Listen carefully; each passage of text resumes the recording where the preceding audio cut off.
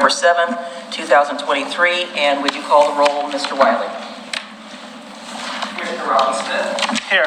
Commissioner Mike Mitchell. Here. Commissioner Adam Marl. Here. Commissioner Fred O'Donnell. Here. And Mayor Denise. Present.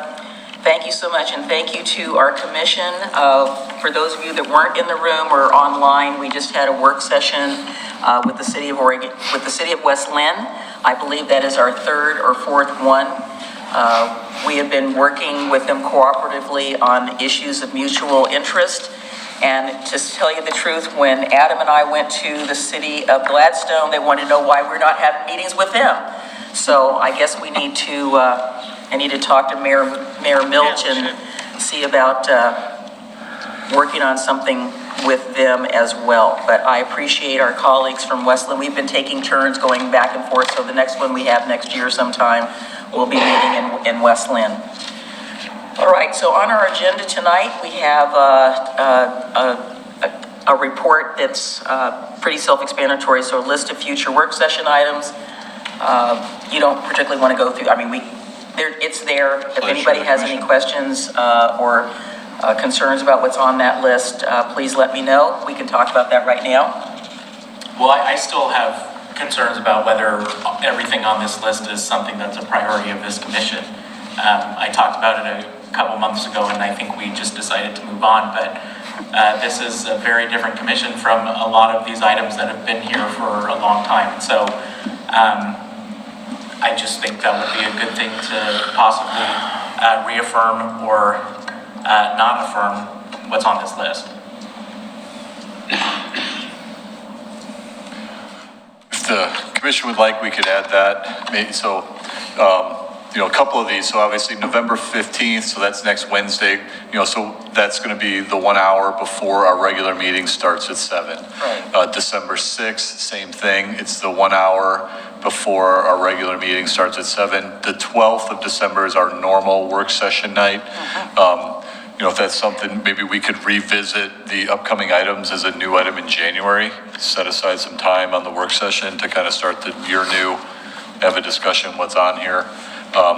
I worry that December 12th one, there's a lot on there. It's a lot. I think it's too much on there. Okay. I'm definitely in favor of the code enforcement, code changes. I think they're important to the community. I agree.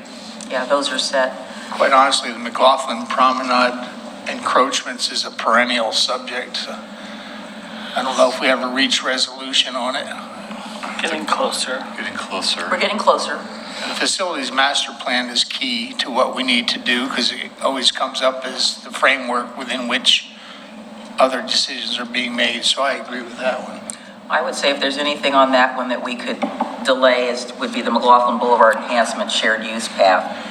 I guess just please remember Is that tied to financing or funding? well, it's also part of the engagement is with the commission on that project.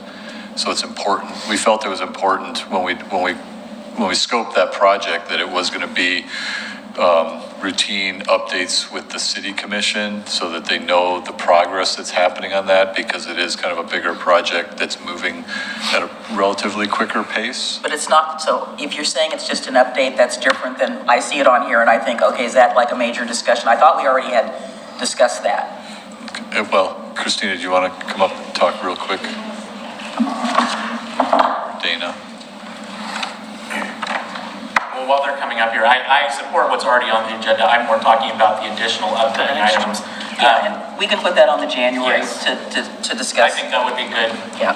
since we have different goals now. Well, there's some on here that, I asked to be put on, there's some you put on, there's some other people asked to be put on. So, again, if there's a way we can, because like for instance, on the back page, it's got facilities master plan. It seems to me we got to take that off that back page because that's already scheduled. But yeah, let's put this on the January agenda and let's do that first thing and talk about that because some things might come off and things might go on. So, shared use path. Yeah, so the intention at the December meeting is to share with you the safety and active You might want to just transportation move that a little assessment. So that the Just intention. move the whole thing closer, not you. There you go.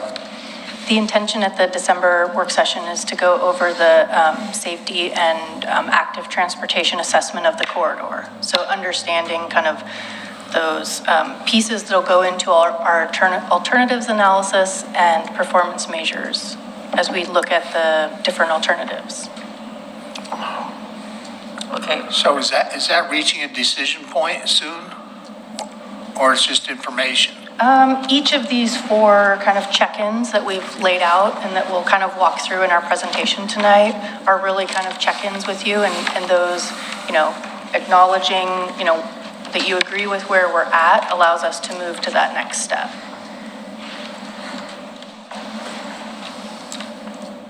so the question comes, so at a work session, we don't have the ability to make a decision.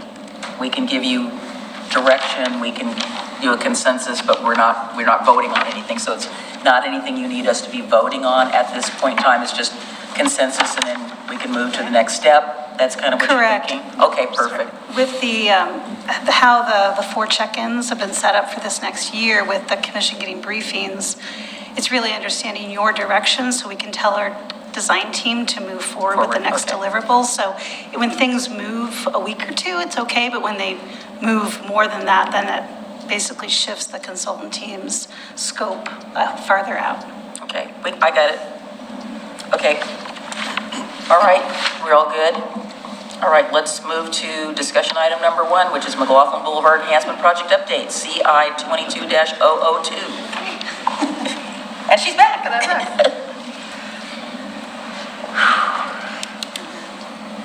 Have a seat. Thank you. So I'm harmless, but I don't know about the guy next to you over there. Okay. good evening, Mayor and Commissioners. We're back tonight to give you an update on the McLaughlin Boulevard Enhancement Project, also known as the Shared Use Path. So again, staff was here in September and we gave you a high-level overview of the project and a history of the corridor. And this first phase of work is to identify the safe pedestrian and bicycle connections along the viaduct and the river. This important work will inform the design of the rest of the corridor that we'll continue to work through. So tonight, our consultant team from Kittleson is here to give you an overview and to walk you through some of the work products we've completed and that are in progress, share the purpose and need statement, and the preliminary alternative concepts. And our primary objectives tonight are to review and receive agreement on the purpose and need of the project, as well as review and confirm that all City Commission alternative concepts and ideas are included as we move forward. So with that, I'd like to introduce you to Nick Gross, Senior Planner with Kittleson and Associates, who will be presenting to you tonight. Thank you, Dana. And I'm going to share from my screen the presentation. So I think Jacob has instructed me on how to do this, and hopefully it works smoothly. Of course it will. Okay. So I know there's TVs behind me too, but you may want to orient yourself to the closest one. So thank you again, Mayor and Commissioners, for the opportunity to present tonight on the McLaughlin Boulevard Enhancement. This is 10th Street to the Tumwater Village Development Site. Tonight's presentation is going to build off of the September 6th work session that Christina and Dana provided to you. And as was just talked about, just providing another touch point along the way on the progress update, with the two objectives tonight being getting sort of support and confirmation from Commission on the purpose and need statement, as well as a preview of the design alternatives that we are developing and have developed to date, with the bigger question to you all: is there anything else that we are missing before we start to dive into the evaluation of these concepts? So I think I just covered the agenda, but real quickly, a quick project overview, a background on the work products completed to date and in process, the purpose and need statement, and then those preliminary alternative concepts. We'll close with just a quick update on the purpose of the upcoming meetings with you. So I think the next couple slides are a bit text heavy, but I'll read them quickly. Just to bring you up to speed on the project background, the City of Oregon City and ODOT are partnering to investigate alternatives for a shared use path along McLaughlin Boulevard between 10th Street and Railroad Avenue, providing access to future open space in the Tumwata Village development. This shared use path is intended to contribute to the sense of place and community identity while providing recreational access and closing a critical gap in the region's active transportation network for people walking, biking, and rolling. Here's an infographic of the study area. The primary corridor is McLaughlin Boulevard. We're also looking at Main Street, which I'll touch on here just in a moment for the context of that. And then our extents are 10th Street down to Railroad Avenue and the Tumwata Village development site, which is just off to the left of the screen here. A little bit more context on the project area. We've used this graphic for public involvement purposes, and I know you all are a bit more familiar with this site than some of the broader community, but the existing shared use path today, the McLaughlin Boulevard shared use path, which has been completed over phase 1 and phase 2, which I'll also touch on here in a moment, that today ends at about 10th Street. And so it really has no connection to downtown Oregon City. And that connection is shown in the green arrow. Our study area is this blue rectangle, which is primarily downtown Oregon City. And within that, we have the historic Arch Bridge, which we'll talk a fair amount about tonight, and then the Tumwata Village site to the bottom part of your screen. So it's really about continuing this shared use path connection across the highway into downtown Oregon City and to the future opportunities and open space around the Tumwata Village site. And again, just to remind folks of the challenges that people face out on McLaughlin Boulevard today, walking, biking, rolling, accessing transit. Here are just a couple photos from the site visit that we conducted earlier this fall. And I know you are familiar with these conditions, but just to reiterate, we have very narrow sidewalks, most of which do not meet ADA compliance. They are very difficult or impassable if you are using a mobility device, and they are immediately adjacent to the travelway, which makes it very uncomfortable for people walking. We also have some structural and horizontal and vertical clearance challenges that we're working through. We have a very large and historic utility structure right here in the center of our study area, which presents a constraint for a path alignment. We also have the historic Arch Bridge, the section over McLaughlin Boulevard, which creates horizontal and vertical clearances for a path to traverse through it. And then, as I've noted, we have many bicycle and pedestrian facility gaps and deficiencies. Nick, is that arrow to the left screen pointing to those utility poles in the sidewalk? Is that what that's pointing at? Yes, it is. Okay. Yep, just drawing the attention to, it's not just the very large utility structure on the riverside. There are also utilities provided along the city side of McLaughlin Boulevard that are, for the most part, located right in the center of the sidewalk, or at least creating a pinch point for people who are using a mobility device. Yeah, that one I think has the top of it. A couple more challenges to point out. The viaduct is a very real and present challenge in our study area. It presents primarily horizontal limitations to what we typically work through in terms of a cross-section exercise of reallocating the space of the roadway. If we wanted to add a path outside of this study area, we may be able to do it with the physical right-of-way opportunity of just widening or adding a path immediately adjacent to the road. Here we have the viaduct, which is a seismic structure. It's aging, it's old, and we are looking at opportunities that can leverage the viaduct, but also are fully independent from the viaduct structure so that there is a reduced risk in terms of seismic feasibility.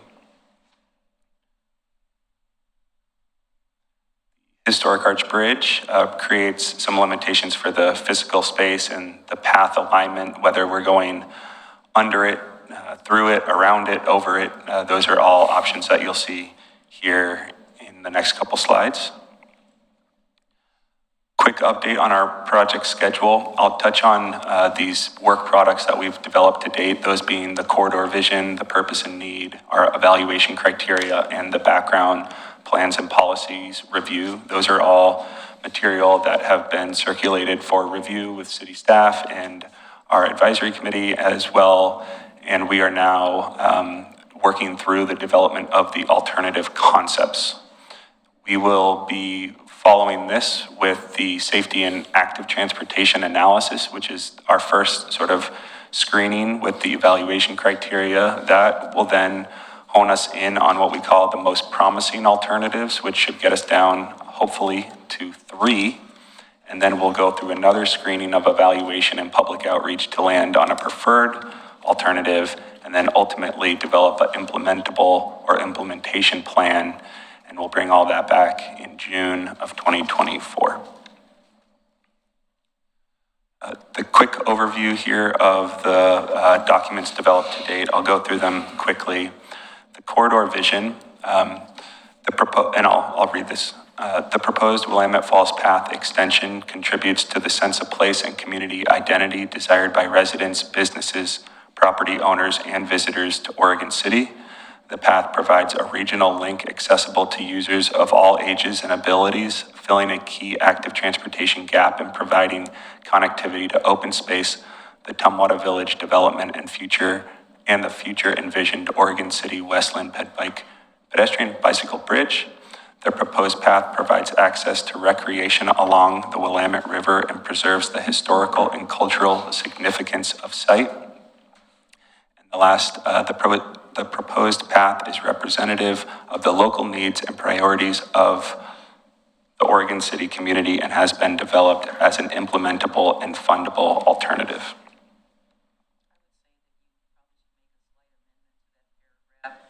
So there are people, once again, at our lovely Department of Transportation agency that have basically said that the pedestrian path bridge is a done deal, and I don't see it as a done deal.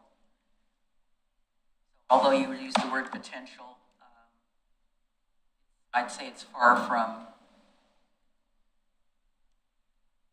reality because of the lack of funding and the lack of decision. You know, there's 2 camps. One wants it south side, one wants it north side. So, Just knowing that the plan would need to anticipate potential connection, would it be okay to keep it simpler and just say potential future connections yeah, I just across put a Willamette? footnote. Okay. Yeah, I would put a footnote next to that about, you know, it's still kind of in limbo, so to speak. We'll add a footnote. Thanks for the comment. Any comments? I basically just saw a couple of things that caused me some concern, and it's external to the process. So we are not going to be able to get people to utilize this if we don't do something about the speed on McLaughlin Boulevard. Even though we did those improvements to make it more of a boulevard, when they hit the McLaughlin Bridge, come through the first light and then cross the light at 10th, it's like the Indy Speedway going through the tunnel. And I really think that unless we can do something to reduce the speed, I don't know if that's changing the speed, reducing, I mean, it's 30 miles an hour, but it is not being utilized at 30. But maybe there's some other ways that we can potentially, how would I say, holographically constrain the right of way to make it appear like it's narrower in some way so that we can slow people down, because pedestrian access there. And then the other thing is obviously the elephant in the room is that the existing diversion, I think, causes substantial harm to that corridor, and tolling is going to just put the nail in the coffin. So those are two things that are external to this project, but are going to have a significant impact on whether this project, if we build it, is it going to be successful? Because it's just, those two things really, in my mind, contribute to an unsafe environment. Would there be, we could amend the first bullet to further talk about design speed, and as it talks about sense of place and community identity, that respects this area as an urban corridor and, aims to reduce speed and promote safety? Like, further expand I on think that would be helpful. I mean, the other place that we've talked, I mean, that has to do with the Kanema or McLaughlin thing, but again, we've reduced the speed on, you come out of the tunnel and you're going through Kanema 40, again, it's until you get to the city limits. And I find particularly those drivers that violate this repeatedly are the trucks. And I don't have any problem with trucks being on there, but when you cross the McLaughlin Bridge, it's a whole different environment, and people aren't treating it that way. And somehow or another, we have to figure out how to get it across that this is a different environment, and they need to like slow way down. gateway to urban It is a organization, gateway. yeah. And I love it. I love what's been done, but it did at first. People did slow down, and now they're back to their habits of, hitting those lights and just zooming through. If I recall, wasn't this designated a special transportation area from up to the tunnel from the Yes. bridge, from the Clackamas River? So I'm assuming that allows us some flexibility in roadway design and dealing with mobility versus safety versus speed. Is that fair? Yeah, and I think since we did our original plan, ODOT's adopted their blueprint for urban design, and it has really opened up, I think, the opportunities for how you deal with an arterial in a local city. And so I think using that plan and That the would be options in that. So that would be something through this study would be considered and looked at when they come back with the options that you're going to look at. And then where is ODOT on there? They're supposed to be doing some work on that tunnel and that structure, as I recall. And that was like 2 years ago that I recall there was a plan, not that it had received adequate funding, but something about the design speed going through there and the width, and I don't know what happened to that project, but that was an ODOT project. And they were working with, I recall Union the Pacific. Did all the lighting and lighting. stuff. I They remember all the redid- There lighting was was lighting, put in. yes. Did the lighting and all that, I but don't remember any discussion about touching that bridge to make it any wider. Or that tunnel, I mean. There was some improvements in the northbound direction prior to entering the tunnel to alert you to stop traffic. And then the lighting were the two projects that I'm aware of. gentlemen. I just hope that whatever we do, we consider it as a component of the whole. And I say that because one night we almost had a visioning process here, and we talked about maximizing our waterfront assets and linking the Cove and John Storm Park and, the developments upriver toward the falls all together. We even talked about possibly putting a walkway on top of whatever that large pipe is there. And I mean, I don't want to do anything piecemeal, only to look later and say, if we had done just a little bit more here, we could have made it a much more attractive offering. And some of that has to do with economic development and tourism. I mean, access to the water and vision of the water. So I still like the idea of putting some kind of walkway on top of that pipe. I don't know if it's even possible structurally or legally. Which, you're talking about the pipe that, Under the viaduct. It's the west, Sewer. the Water Yeah. Environmental Services main collector under 90, next to that makes me 99. nervous. Well, it could be independent of that. Well, yeah. Straddle it and not be part of it. I'm not relying on it for Well, yeah, structural there support. was visions of how to do that and still access it and make it, Serviceable. Yeah. Yeah. I mean, what a beautiful offering that would be, that extended from the falls all the way down to the Cove through. So I don't want to lose sight of that totality. On that same topic, it's, one of the things that I've brought up in the past is our possible interest in the city being more proactive in the conversation of Frog Ferry and the river shuttles. And the only reason I mention that is because that is historically, under the viaduct, is the historic 8th Street dock, which may or may not ever come back to fruition in the likelihood that we have ferry service to and from Portland to Oregon City. So that would be something that would be something to consider in the likelihood of doing a pathway along the river or on that path on the pipe too, to consider still having access down to that area if that ever becomes something else. Seeing all that connects with that commercial prospect of marine traffic to here, and then the tourism aspects of that, which I don't think we should ever let go of that idea. I think under a previous discussion, I can't quite remember who brought it up, but then also thinking about the 8th Street as a potential, under 99 connection to any potential How do you get there? waterway because for of sure. the concern of crossing 99. Yes. I know that was discussed previously, so I don't want that to get lost. Yeah, that's and it's already there. Yeah. Yeah, we have some graphics that we'll get to here in a short bit, and I think that's exactly where my mind was at too, of thinking about that 8th Street connection, the dock, the opportunity there and to the mayor's remarks about the speeds on McLaughlin Boulevard, providing what we would call a grade separated crossing of the highway, recognizing that the speeds are going to be hard to manage regardless of what we do.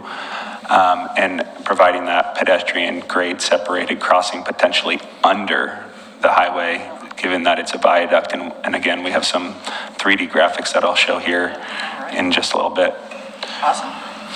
Is there any other comments about Anna, Mike? the corridor vision before we move on? I guess kind of just tying into what Commissioner O'Donnell said, I would somewhere in here, either in the second or third bullet point, hit a little harder the fact that it would complete a connection all the way from Clackamas River Trail through 2 city parks, all the way along and all the way to Tumwater Village. It's kind of offhandedly referred to in those 2 bullet points, but I'd spell it out a little more clearly. At least to Tumwater Village, Right, and on up to Kanema, hopefully. Part of that plan may be to connect to Kanema from Yeah, sure. Tumwater. And the Oregon City Loop Trail, right? This would be part of that route? Great, thank you all for the comments. We'll go through a similar exercise now on the purpose and need statement. And I'll read this and then we'll open it up for feedback as well. So the purpose of the project is to develop a shared use path that will improve multimodal safety and fill in the gap for people walking and biking along McLaughlin Boulevard between 10th Street and Railroad Avenue through pedestrian, bicycle, and streetscape enhancements. So that's the purpose. There's 3 needs. There is a gap in safe, comfortable, and accessible facilities for people of all ages and abilities who are walking and biking on McLaughlin Boulevard. Walking and biking facilities are needed to support economic and community development, and vehicular congestion impacts the historical, cultural, and environmental aspects of the site. Go to one more slide and then we'll pause for feedback. Before I ask the question, there's really, our team and the city staff have been thinking of this as really 2 priority elements of this project. The first is to determine the alternative design for this shared use path. Once we have a general alignment of what that looks like, then we're going to shift the priority to also examining the concept design on both sides of McLaughlin Boulevard. And the idea with that is understanding what the shared use path is, if it's feasible, where it's located will influence the needs of what we'll call the complete street improvements on McLaughlin Boulevard. So it's really a 2-phased approach there. And But to ask the question back to you all, does City Commission agree with the purpose and need? And I'm happy to jump back a slide if you'd like to just have it up.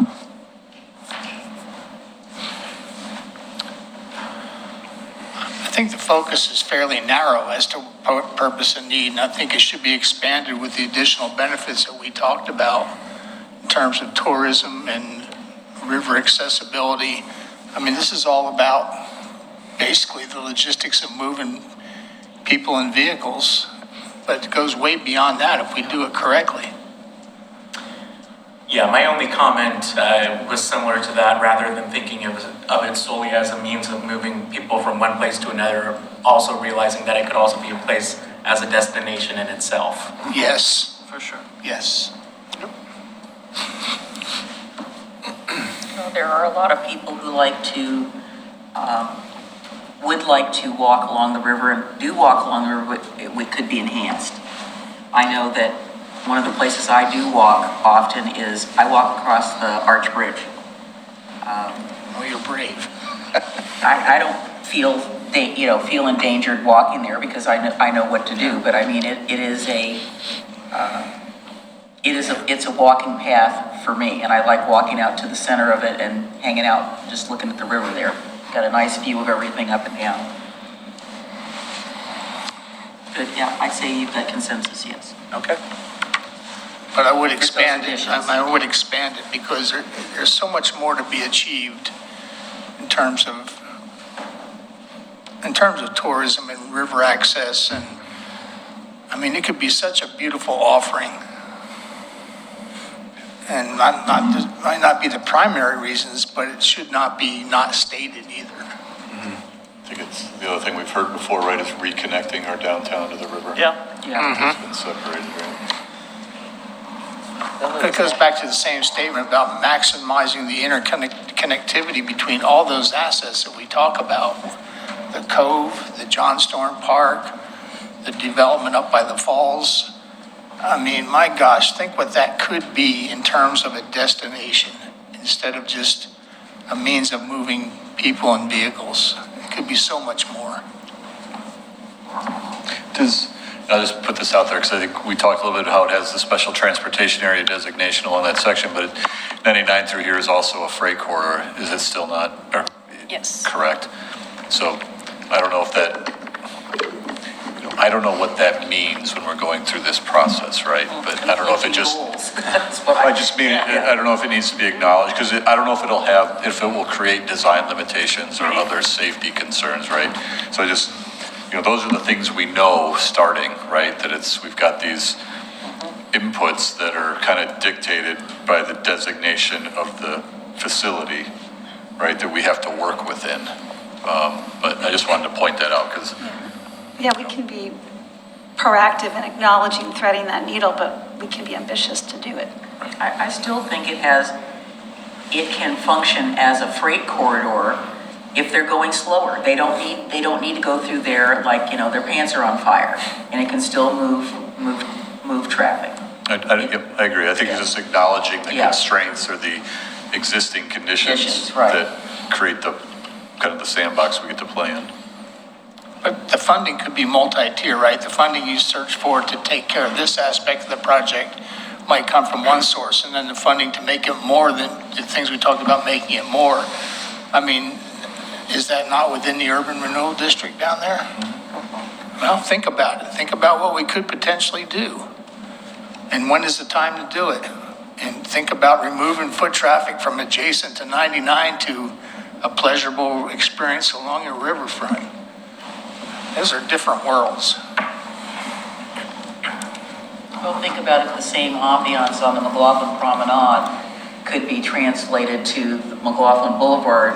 It would be pleasant because lots of people stroll up and down that particular facility, and it's not right on the river, but you've got views and everything, but you don't have traffic coming unless there's somebody on a wheelie or a fast bicycle, but that's not as frequent as the traffic on McLaughlin Boulevard. Those kind of improvements that we blue skied about, they lead to further economic development. It's a place that, I think as Mike said, is a destination rather than a thoroughfare. Great discussion. Okay. We'll continue on. Just a little bit more on the background, and then we'll get to the pretty pictures. So another memorandum we've produced is the evaluation criteria and performance measures. I think the Zoom is cutting off the bottom measure, but and arguably the most important, but I'll read through them. I guess just to cover the evaluation criteria, we have user experience, which is really about the people on this path and along McLaughlin Boulevard. What is their experience? How do they feel? How comfortable are they?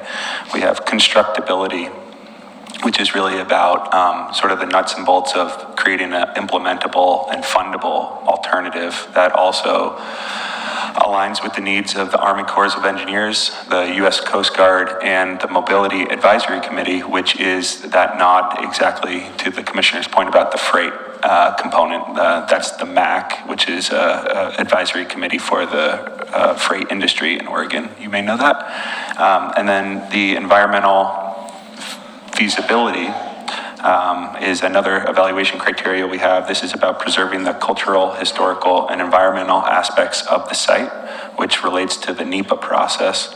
And then the last criteria, which again, I think Jacob's working to pull up on the screen, is community. And that's how we'll measure the public input, the input we get from you all, the online open house, all of the outreach that we're doing on this project, and understanding where the community's priorities lie in terms of the alternatives.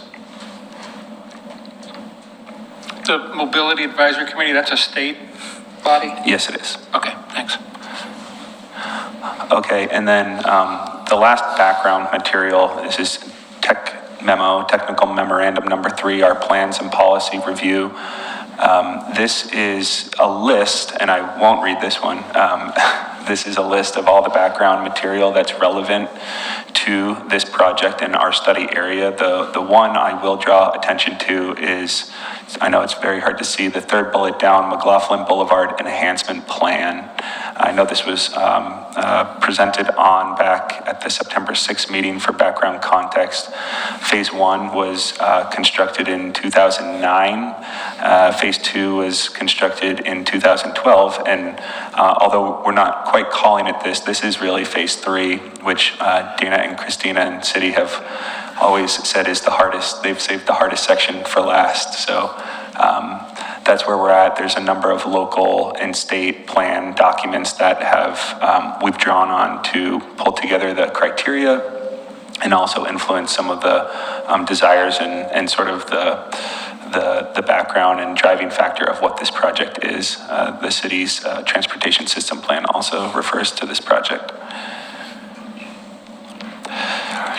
Public engagement, there is a project website that is live. We have a number of other public engagement activities that are ongoing and will continue to ongo. There's an open comment log that we're recording that's sort of open throughout the project. We are scheduling and have begun tribal coordination and outreach through ODOT's tribal liaison. We have interviews, canvassing, community briefings scheduled. We have several sub-consultants on this project as well, including community engagement liaisons who have stronger connections than myself and some others to tap into some of the more transportation disadvantaged populations in the area. And then we also have English and Spanish online open houses. The first being will be rolled out very soon in December, and then we're planning for our second one in April and May. And Dana or Christina, if you want to add anything on this slide, if not, we can keep moving on. I think our goal is December 6th through 22nd, be the virtual open house. So when we get closer to that date, you'll see a lot of push from our offices on getting the word out to folks. Okay, great. Okay, now into what I'll call the fun part, the preliminary alternative concepts. So So I'm going to ask this question in advance to make sure everyone's thinking, and then I'm going to preview the concepts, and then we'll revisit this same question. So the question for you all after you see the next slides are there any additional alternatives that should be considered by the design team?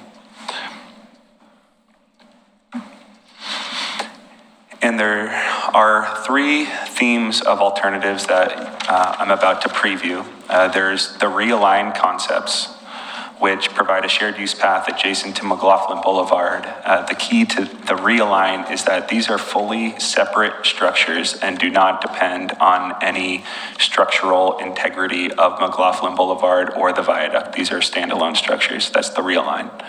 The retrofit is a shared use path adjacent to McLaughlin Boulevard that relies on structural support from the viaduct or some kind of connection to McLaughlin Boulevard. And then the reroute alternative, this is I guess I'll call it the last resort. We're really focused on the realign, followed by the retrofit.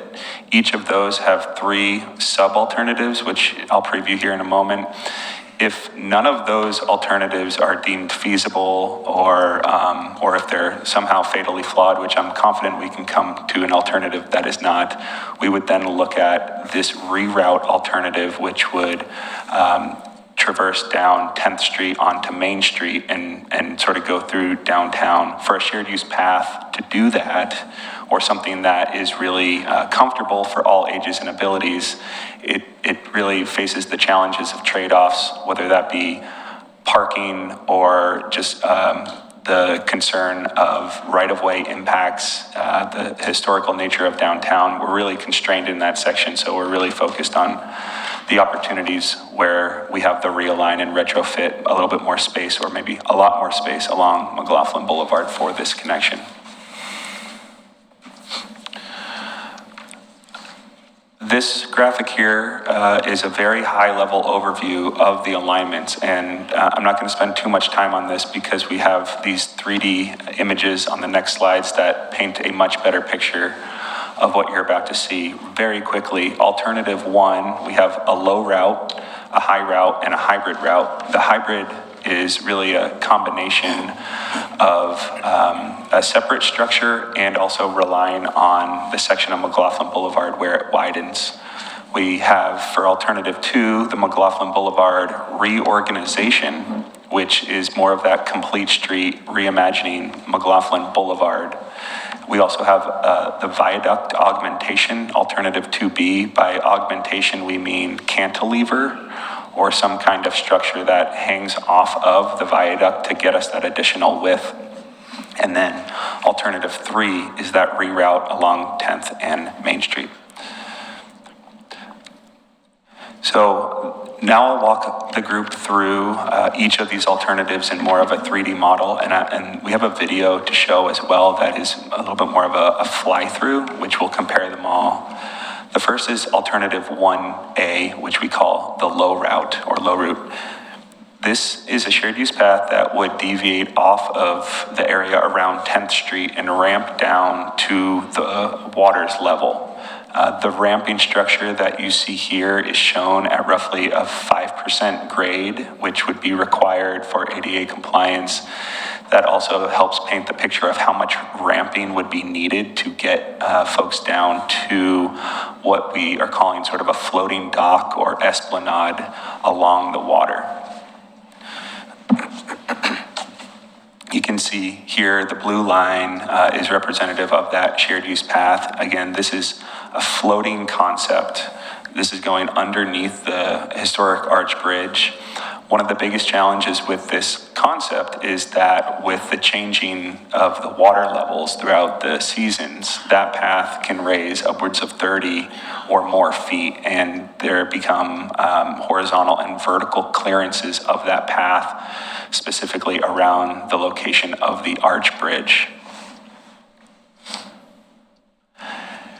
And then on the far end, just another depiction of the ramping structure needed to bring folks back up to the same grade of McLaughlin Boulevard. And off the top of the screen is where the Tumwater Village development site is located. So that's alternative 1A, the low route. Next, we have the high route. Same connection point around 10th Street. The key difference here, of course, in the name, we're staying at the same level or same grade as McLaughlin Boulevard and running parallel to the viaduct and staying up at the same level. As you can see here, this is again, a fully separated structure, not dependent on any kind of structural support or cantilevering off the side of McLaughlin right-of-way or roadway. One thing I'll note, we have not gone through, you might notice that the path is just sort of floating in thin air. We have not, that is intentional.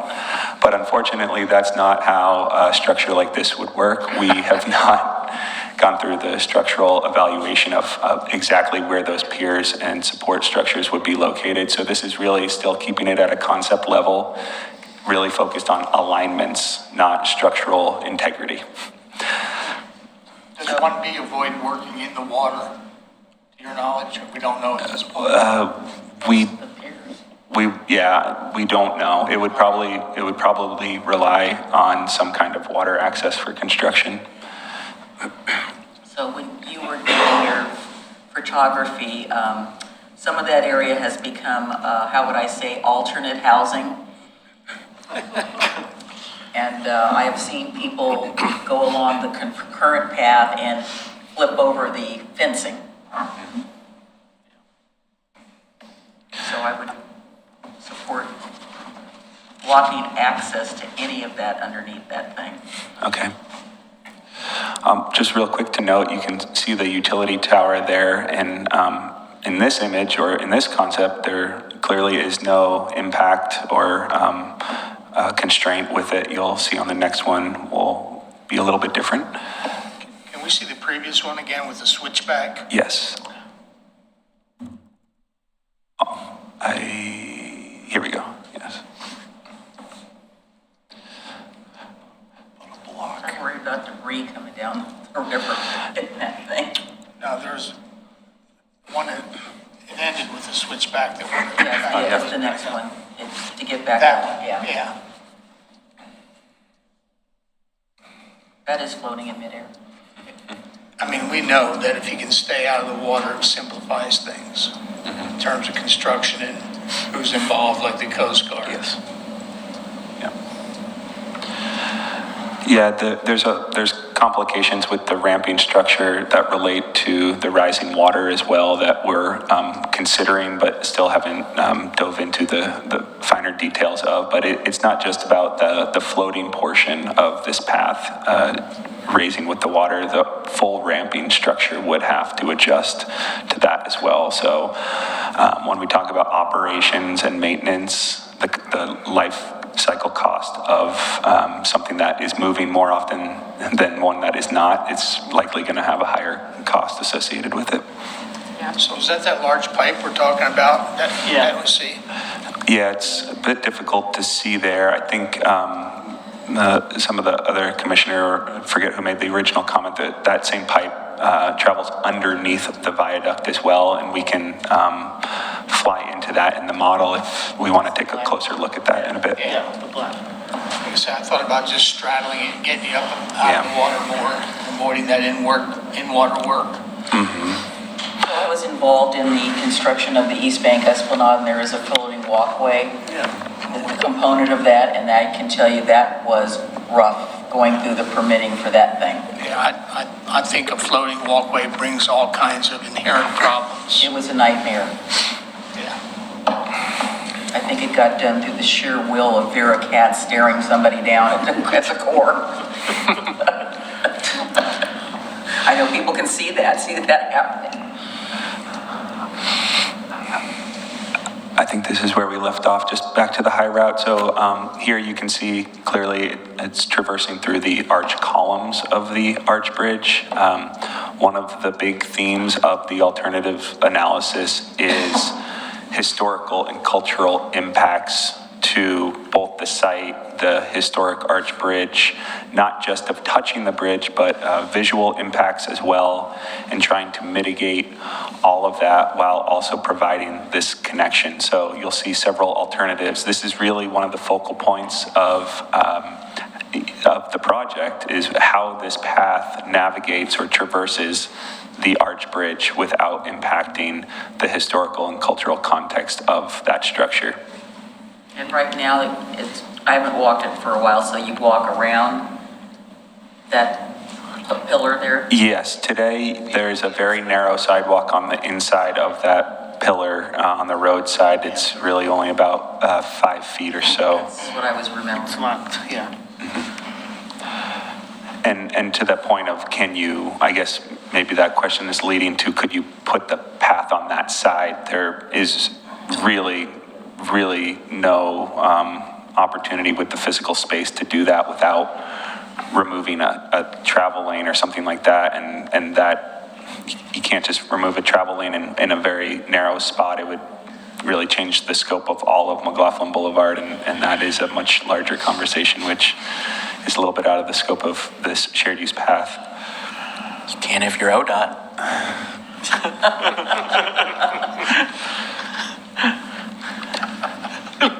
And just to conclude the high route, this is just continuing that. This is actually pretty close to the location or idea of on top of the pipe that was discussed. Not so much underneath the viaduct, the pipe there, but in this location, it would be really sort of on top of that pipe. Again, keeping it up at grade level of McLaughlin and tying into the Tumwater Village site. So that's alternative 1B. Alternative 1C is what we call the hybrid route. This is a separate structure from 10th Street, parallel to McLaughlin Boulevard, as you just saw.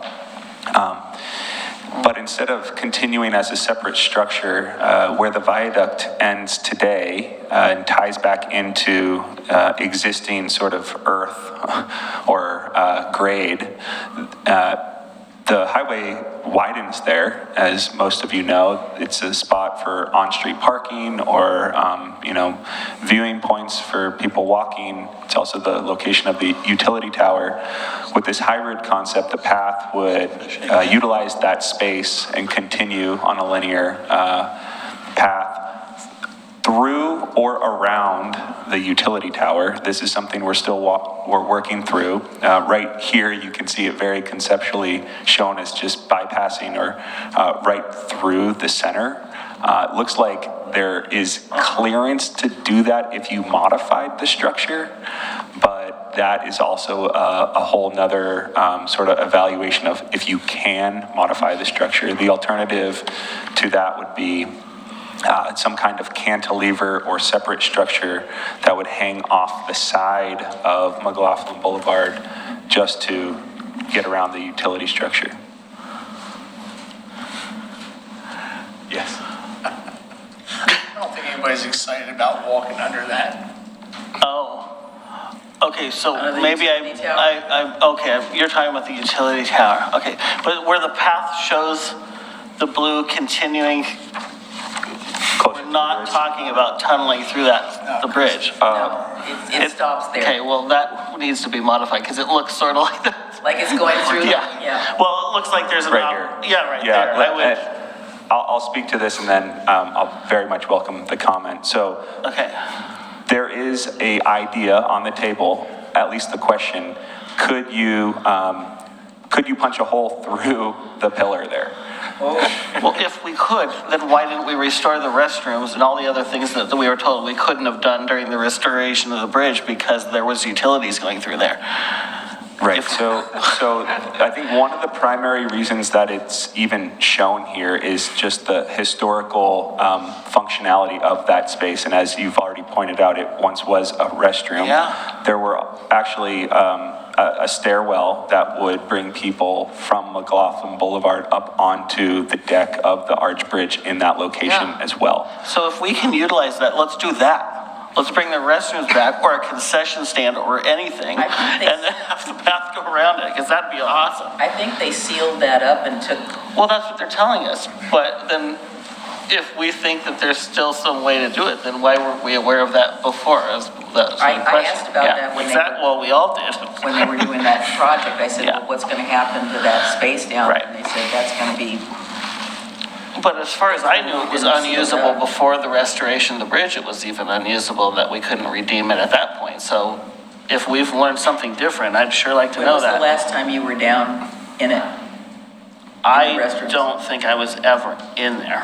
I got to see it, and it was, let me just tell you, you don't want to be down there. It was so bad. It's awful. I can't look at that picture without remembering a Roadrunner cartoon. Or the Stargaters. But you know what it reminds me of? It reminds me of Harry Potter catching the train to go to Yeah. Hogwarts. Yeah. He went through that wall. You can put a little phone booth out there and That's So- where Bill and Ted go. So I guess this is a key challenge with the hybrid option. Is my mic still working? yeah, I think so. Yeah. You should Yeah. torpedo that. Right, and which is why we're showing the sub-alternative there of that cantilever structure, Yeah. similar to the high route, the, separate structure through the arch columns. One of the key components to everything related to the arch bridge here relates to the NEPA process.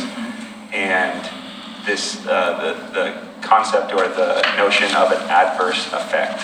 And if something is deemed an adverse effect, it is basically fatally flawed. And even more so, if there is an alternative that is present or being evaluated that is less of an effect compared to a different alternative, then the alternative that is more adversely affect is essentially fatally flawed. And what we, through some preliminary conversations with ODOT historians and other cultural staff and historical staff, it's sounding like this idea of, for lack of a better term, punching through the column here is not going to be feasible, mostly because there are other alternatives that can bypass or mitigate that concern. And would not have a de minimis effect on the historic resource.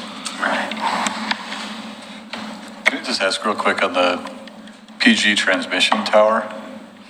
Is there something to that we need to be aware? It seems like for what it does in bringing power into Oregon City, that it seems like it would be on a list to be replaced at some point with something a little more Less? modern, or is, Yeah, is I there mean, a it just, place- when I see what's going on in other parts of the region in terms of PG investment in some of those larger utility line corridors.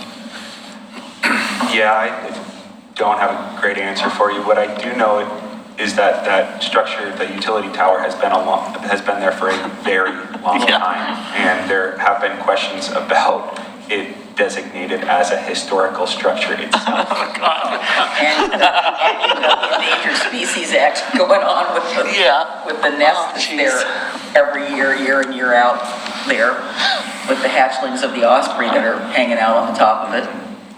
We'll build them affordable houses. We'll build them a new nest. You bet.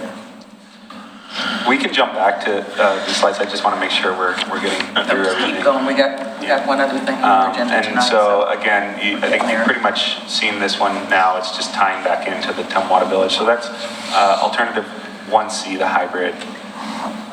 The McLaughlin Boulevard, this is less about an alignment of a shared use path and more really just emphasizing that notion that the mayor spoke to about sort of reimagining what the context and feeling of McLaughlin Boulevard is. This, as I hopefully framed up earlier, this sort of comes as a second step to further understanding where that shared use path, that regional connection and local connection is for the shared use path, and then sort of looking further into what this McLaughlin Boulevard reimagined project is. The viaduct augmentation, this is the notion of cantilevering or relying on the structural support of the viaduct section of McLaughlin Boulevard, and then it's really about alignment 1, 2, or I'm sorry, alignment 1A, 1B, or 1C continuing sort of around the historic arch bridge. And that's all at street level? The viaduct augmentation section would be at street level. Okay. And then you can kind of use the high route, I guess not the low route. So it's really the high route, or what we call the hybrid route, to continue the path. You know, one of the things that's extremely noticeable on this section, and we can make a note, we need to have Friends of Trees utilize one of the street tree plantings. There's the trees that are in that section between 8th and 5th. There are stumps along there, and you don't see any street trees down there because they've been somehow disappeared. And it seems to me that would be a good project, because we did those street trees when we did the streetscape improvements, and for some reason they are gone.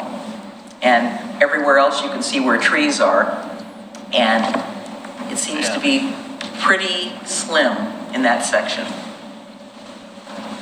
That's a good comment. We need to put those back. And our last alternative here, the reroute alternative, this is again just showing the alignment. We have intentionally not spent much time in developing concepts for what this would look like, primarily for the sort of constraints and challenges and less desirable alignment that we've heard, and really trying to focus the improvements along McLaughlin Boulevard. I think one of the things that you have that has started out as a great idea, but what I have noticed in the fact that I usually park somewhere around 9th or 8th and then I walk down to 5th, is that all of the sidewalk furniture, not necessarily the trash cans, but the tables and chairs, have caused a problem in terms of allowing for pedestrians to move freely through some of these corridors, because there's a lot out there. It shouldn't be so much now because this is not sitting outside weather, but I can tell you during the summer months, trying to get to White Rabbit or trying to go to Vintage Nest, it's like you're having to dodge around everything.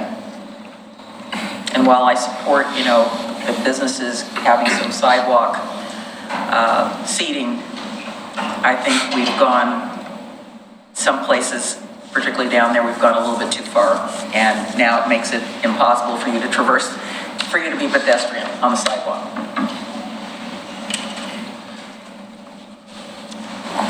Okay, so back to the question that I posed at the beginning. I think really the primary objective of this touch point with you all tonight, it was one, getting feedback on the corridor vision and purpose and need, which you've provided. And the second is sort of this gut check on, have we captured what alternatives are desired, and really understanding if there's any additional alternatives that we should be considering before we move into the next milestone of the project, which is starting to evaluate and further refine what these alternatives look like, how they operate, are they feasible? And so we're looking for your ideas here, and from what you've seen tonight, we're just asking the question, are there any additional alternatives that should be considered? Go ahead. I guess I'll just add to one of the things that was already stated about the 8th Street connection. That could be a mid-connection to pretty much all these alternatives, where you don't necessarily go down the stairs all the way to the water level, but have some sort of walkway that connects with at the first tier of the stairs before it goes down even further, maybe takes you under and back up to street level on the other side, which we kind of already talked about. But I think that could be a midpoint where there might be some different opportunities or connections.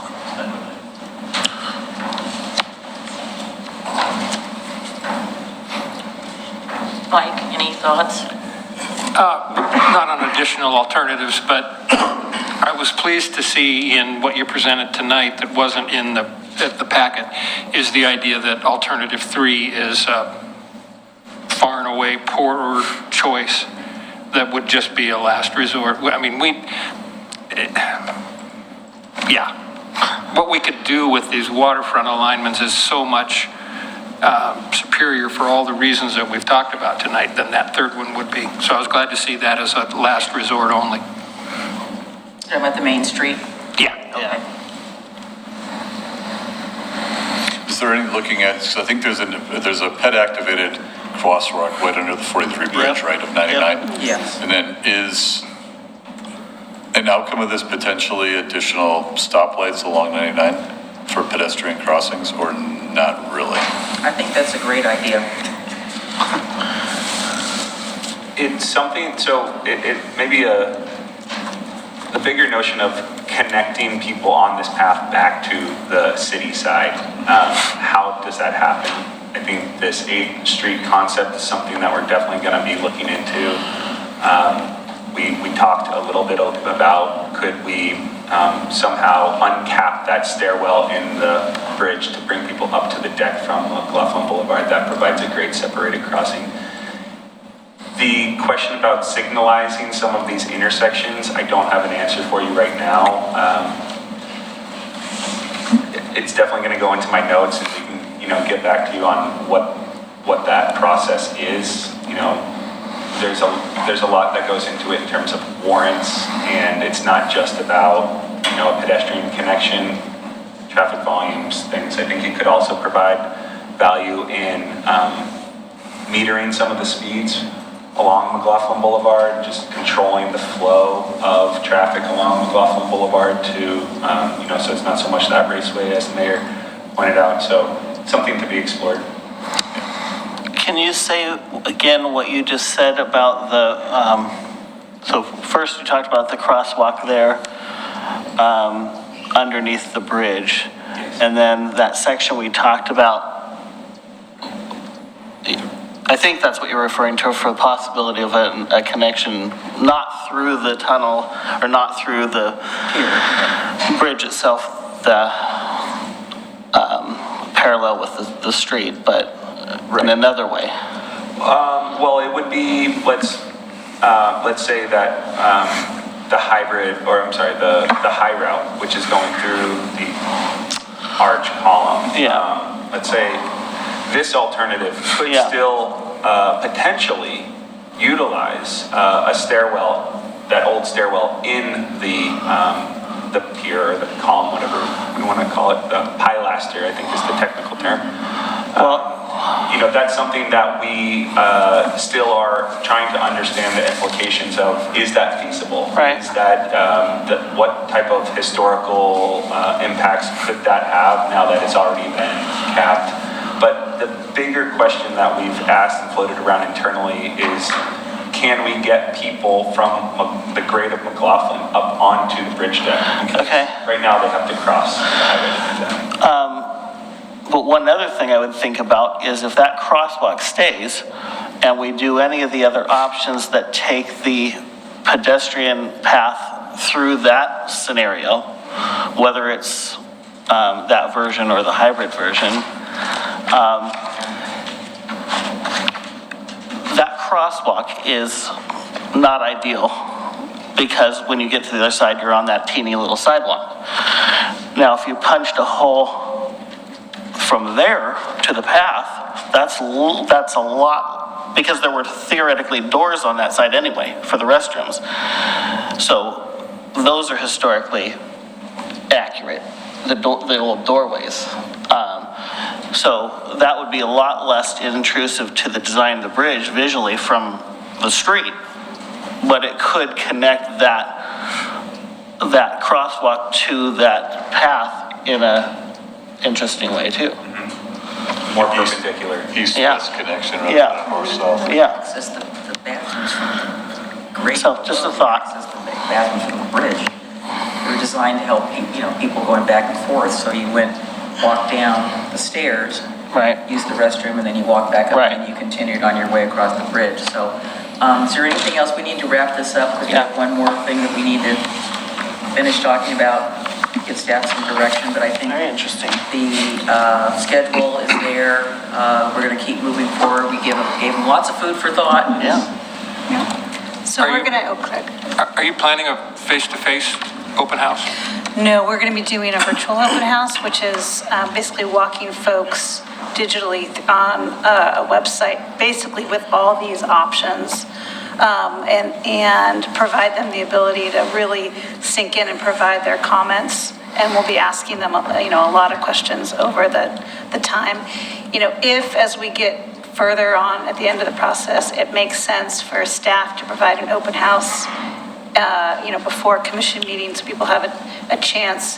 That's one thing we can look at, but it's not in the scope for the consultant team to do an open house. This is really gathering as many folks. We're going to be in the utility bill in December, so we're hoping to get a lot of folks looking at the utility bill and seeing that QR code and taking part in the virtual open house to as much as we can. Do we want to get as many numbers from all folks in Oregon City who might not normally show up to the city, commission meeting? But everything we've heard tonight, we're going to integrate back into that virtual open house. So all your comments related to the corridor vision and purpose and need statement will be added into what the folks see in the December open house. I guess I'd say when you do your presentation to the public, help them out with relative elevation drawings. I mean, is what you're proposing at street level, above street level, below street level? Because there's value in separating pedestrian and bicycle traffic from the main traffic flow, both horizontally and vertically. If you're down below the level of 99, that's a much nicer environment than at street level adjacent to 99. So help the general public understand that, because it's difficult.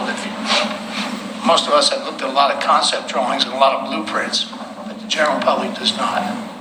Right, and I know we're at time, and so I won't, maybe I can share it with Dana and it can be passed on later, but we do have a video and some other perspectives that sort of fly through that model. Those images that I showed are extracted out of a 3D model, so we can, it's all surveyed and done to scale, so we can really place ourselves anywhere for really public involvement and public outreach perspectives to help people understand what these alternatives look like beyond just a line on the map.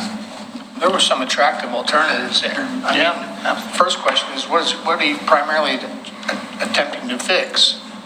And what funding is available for that? And then the next step is, what else could you do with additional funding, and what would the source of that funding be? All right, thank you, staff. That was very informative. Cool. It was good, thank you. Yeah, all right. Okay, let's move on to our next item. See if we can plow through this and not reach our bewitching hour. So we have a discussion by the commission on the destination DMO concept. And James and City Manager Conkle, I think, and we have people here that are interested in the conversation. So I wanted to just recommend that we go directly to your, I'm not sure, your page 7 on your report.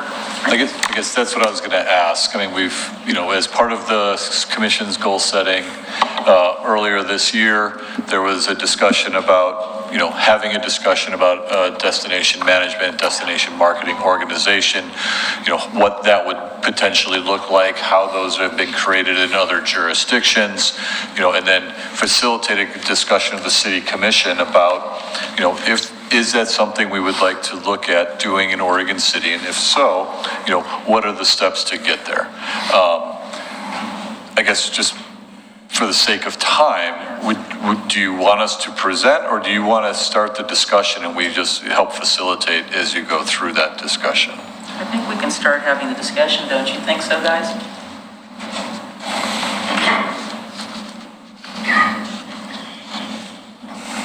It's your call. We can, however you want to. Quite honestly, I'm not sure where to start. I mean, I know we think it has value. Now, we went from, my understanding was initially the economic development person was handling both tourism and this. Correct. So now we're going to sever this and go another route. Correct. So I think we talk about how do we accomplish getting that done, and what would the relationship between a DMO and our own city staff be in the accomplishment of those objectives? Yeah, and I think when we were thinking about this, You're correct. We are collecting transient room tax, which has been earmarked through state legislature for tourism-related activities. You know, that description has changed over time a little bit as to what it can be used for. Oregon City has historically utilized a portion of that. We had a tourism coordinator position that was in economic development to focus on trying to implement the tourism plan that had been adopted by the city, as well as supporting Downtown Oregon City Association and some of the other events and activities that were happening in the city. During the budgeting process and the goal setting, the decision was made to have this discussion about the creation of a DMO. And so we did not fund that tourism position. So that's an unfunded position that went away, freeing up those funds that are then being held in the dedicated fund. So I do agree, like when we think about this, if it's like, okay, if we do want to go down this destination marketing organization discussion, how do we get there, right?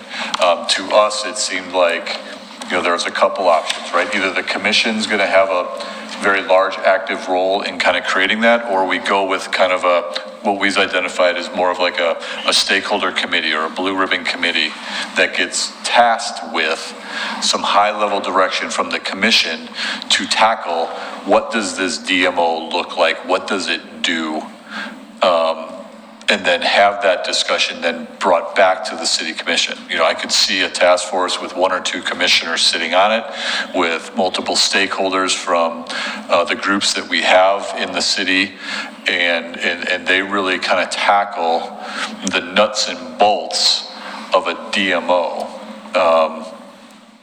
Or the commission does that work, if that makes sense. I kind of like a hybrid model. I think we've done kind of a blue ribbon, we've done a committee. It wasn't a blue ribbon committee. I'm thinking about the last time we did a blue ribbon committee for something that was, Alice was here. And that was develop a plan, and that worked fairly well.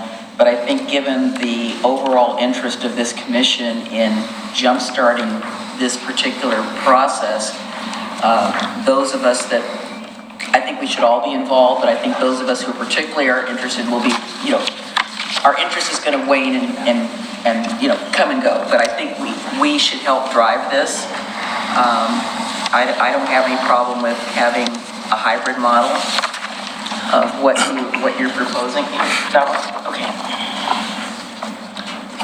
Wouldn't it be wise for, I mean, I'm sure other jurisdictions have embarked on this.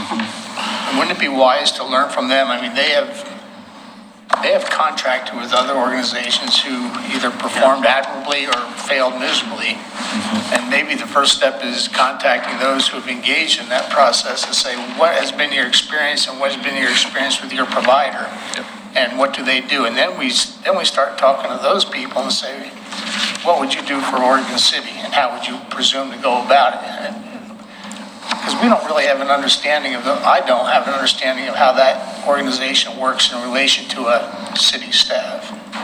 Well, maybe talk a little bit about some of the models, whether it's the chamber or an outside organization. Well, how many, do we know other cities that have done this? Yes, we do. Matter of fact, I did a lot of research with regard to that very question. And overall, I didn't realize that there were so many organizations that were called DMOs. I mean, in Oregon, there are lots of DMOs. I think something like, where's my notes here? Something like... Didn't you list them in your report? I didn't highlight that, but I saw it in the report. Yeah, I did. I listed them, but the bottom line is that within our region,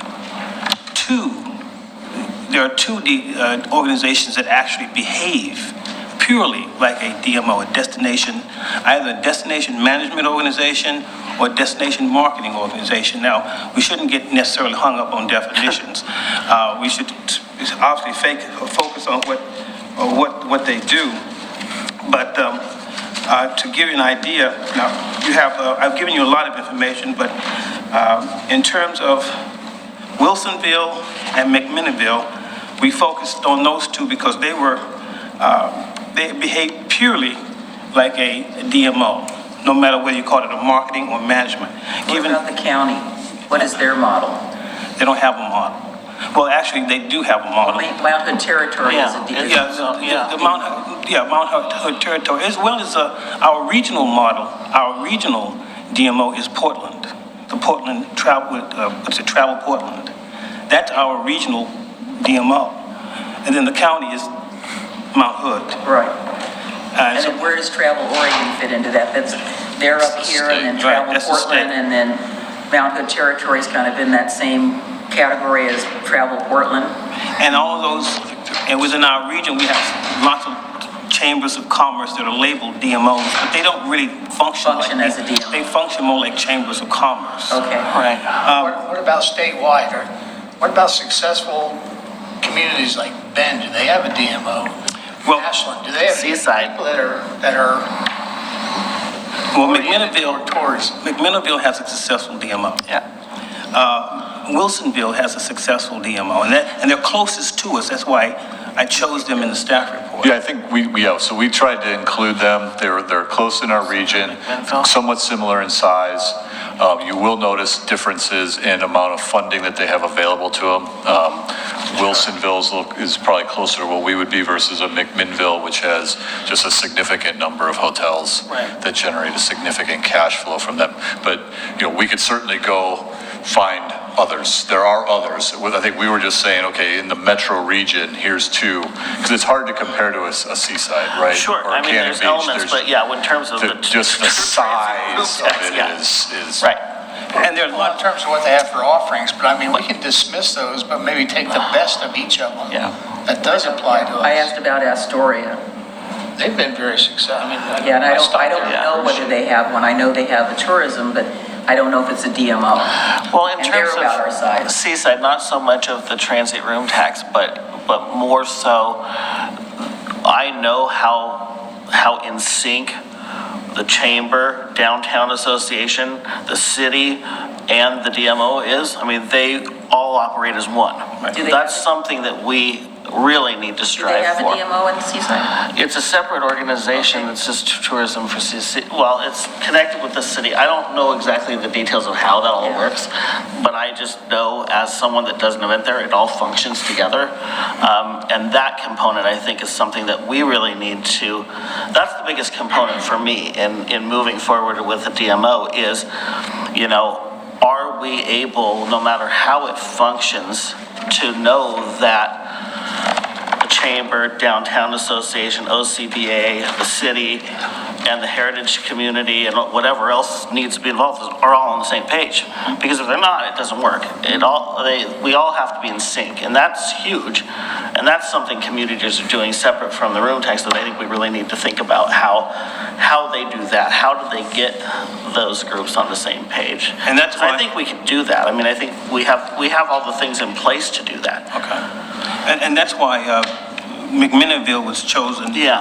And they've done that. And they've done that very well Yeah, too. And absolutely. And Wilsonville, they've done it also, but these two, they've done the same, they've done it differently. Yeah. But they are very successful. For instance, McMinnville, they have a population of 35,000 people. And they've been in operation since 2015. Okay. Wilsonville, they have a population of 26,000 people, and they've been in operation since, 2014. So they have a history and have a record. McMinnville has a 501c3, and that 501c3 operates like a destination You marketing. have 501c6. I'm sorry, C6, right? C6, yeah, Yeah, they that's have a 501c6, and that organization has operated like a destination marketing organization. In other words, it simply markets. It markets the restaurants, it markets the breweries, it just markets specific destination points. Wilsonville is a little different. They've actually chartered a committee that functions like a destination management organization. And so therefore it's like a policy group with a variety of interests on it. And then that organization, and actually interesting enough, that organization also rests under Parks and Rec there. But it reports directly to the city commission. Now, that group then hires a destination marketing organization. And so that's under contract, and it's a private, for-profit destination marketing organization. And that organization does a lot of, carries out and implements strategy. Now, it's interesting to note that McMinnville has a budget of $1.2 million to operate. The return is on that. You know, the return is what it's all about. Right. If you spend 1.2 and you get 10, it's better than spending Right. 200,000 and getting 1 million. They also have, McMinnville also has 8 hotels. Yeah. Understood. I'm working on that. Wilsonville, I stopped holding my breath. We're working on 2, Frank. I ask every time. I'm tired of even talking about it. Wilsonville has a budget of $200,000 annually for their budget, but they also have 7 hotels. Jeez. And so those are the 2 differences. But both Wilsonville and McMinnville, they hire, but they hire a separate entity to carry out the very function of marketing. But yet there is a larger group over that marketing section that actually sets policy and strategy. So the recommendations, we've given you some recommendations, and also we also gave you today an addition to the staff report, which actually goes step by step how to set up a destination management organization in Oregon City.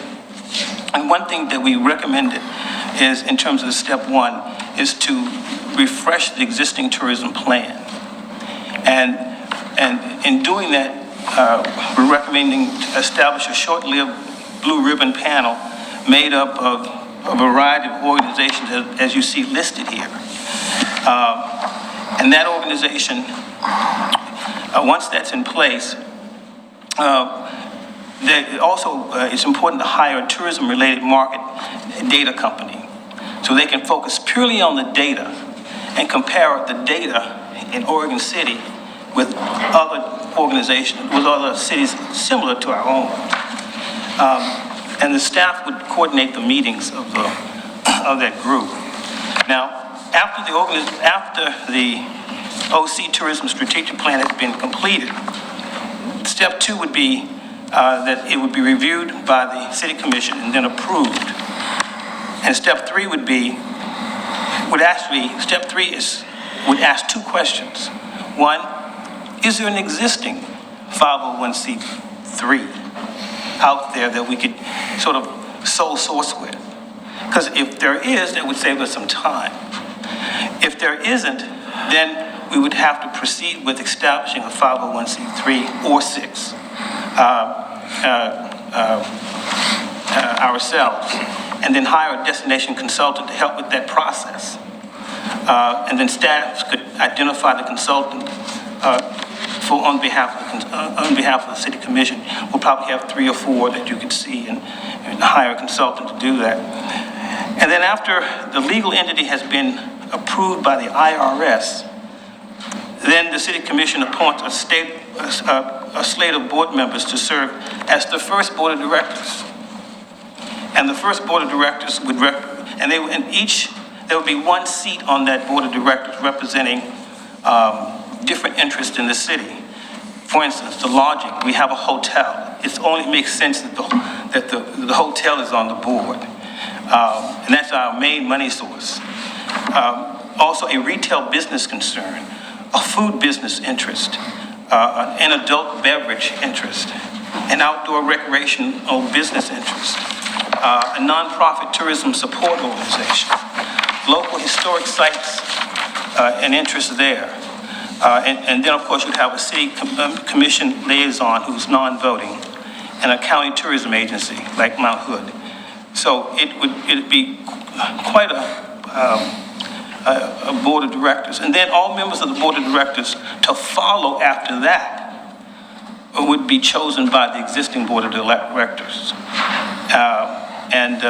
So the board itself would replace its own self. The city commission then would remove itself from appointing other boards of directors or members of the board.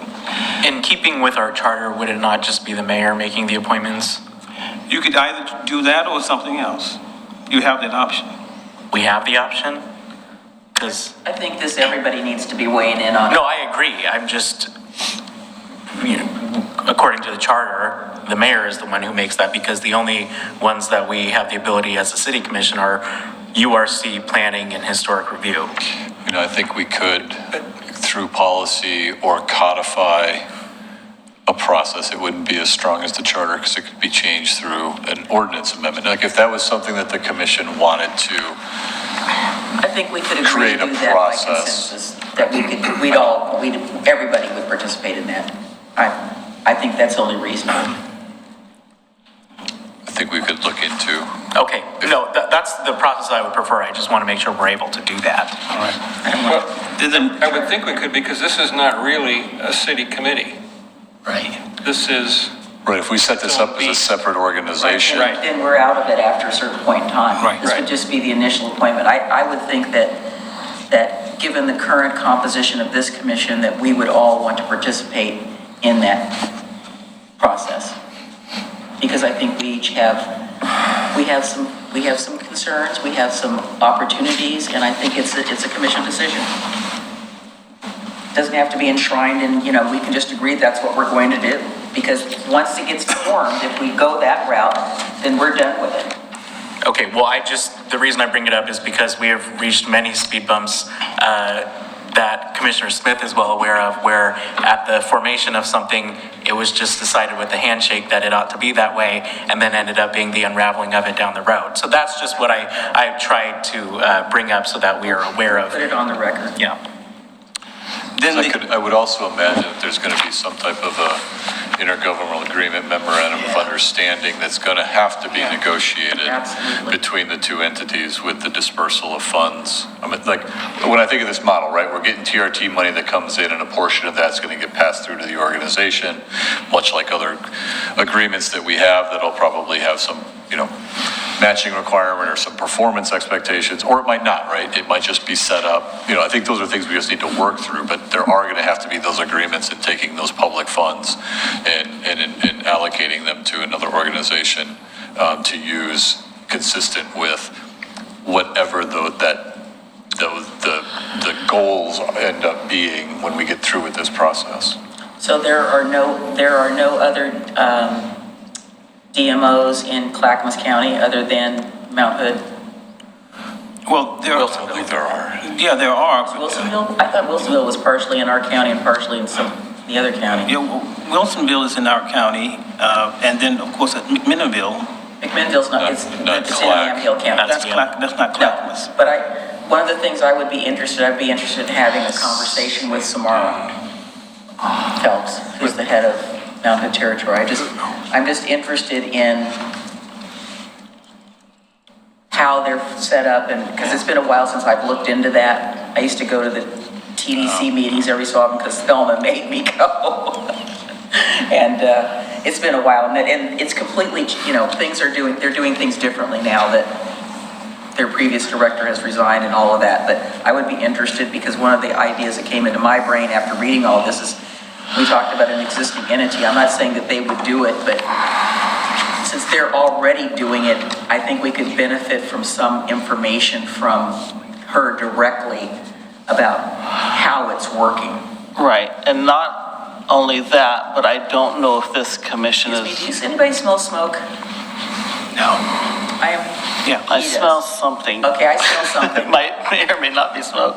I don't know what it is, but I definitely smell something. I don't know if it's burning or whatever. Oh, the cleaners are here. It might be Also, the cleaners are burning the place down? I think it's just coming from outside. It's fine. Can I ask a few? Sure, yeah, I just was concerned that, And I want to make a few comments. sure. Yeah, I still. The first is, so you said that McMinnville was around 1.2 million per year, that Wilsonville is around 200. What do we bring in currently in transient room tax? Yeah. In $250,000. Okay. Plus Now- or minus. Yeah. Yeah, close. Around, Close, yeah. close, approximately there. And then, of course, the balance, we have a balance. I mean, we never use everything that's coming in. Right. We always set some aside.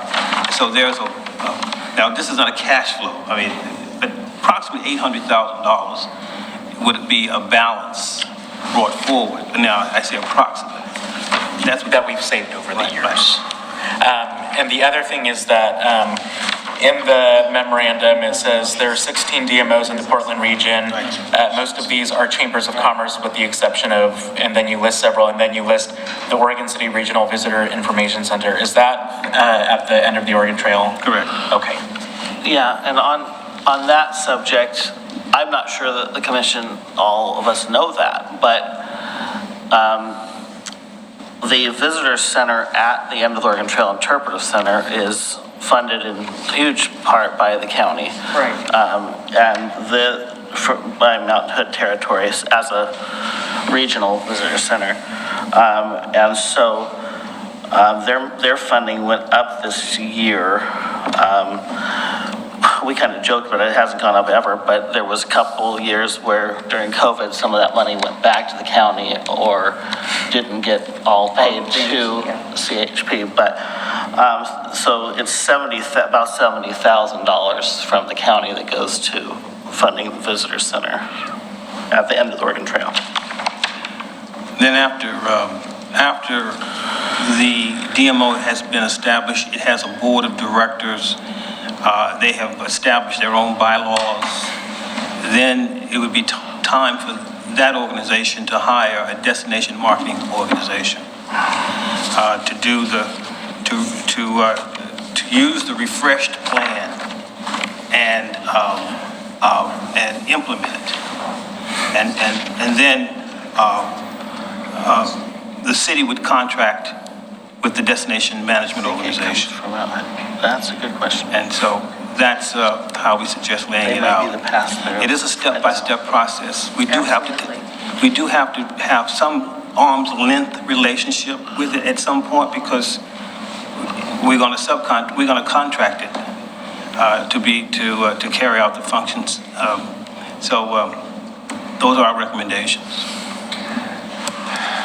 So I'm still in favor of expanding input from other organizations outside the local area. If there's even one piece of what they do that is undiscovered, it's worth it. Secondly, I want to fast track this thing. And I've sat in these meetings with you and with former employees that are no longer here about developing tourism. And we planned and we've not brought it to fruition. And what Commissioner Smith says is exactly right. What we need and what we've emphasized for a long time is the coordination of assets, coordination of ticketing, coordination of these historical places, coordination of restaurants, everything. And maybe what we do, instead of having a multitude of meetings where we rehash what we've rehashed before to no avail, maybe we say, here's our list of assets, here's our goals to accomplish, and then we solicit from these vendors that you've looked at and let them say, let them tell us, here's what I'd like to do for you. And quite honestly, I've got no problems paying a for-profit organization. I worked for a company one time where the president said to these salespeople that were on commission, I don't care if you're the highest paid person in the company, because if you succeed, we all succeed.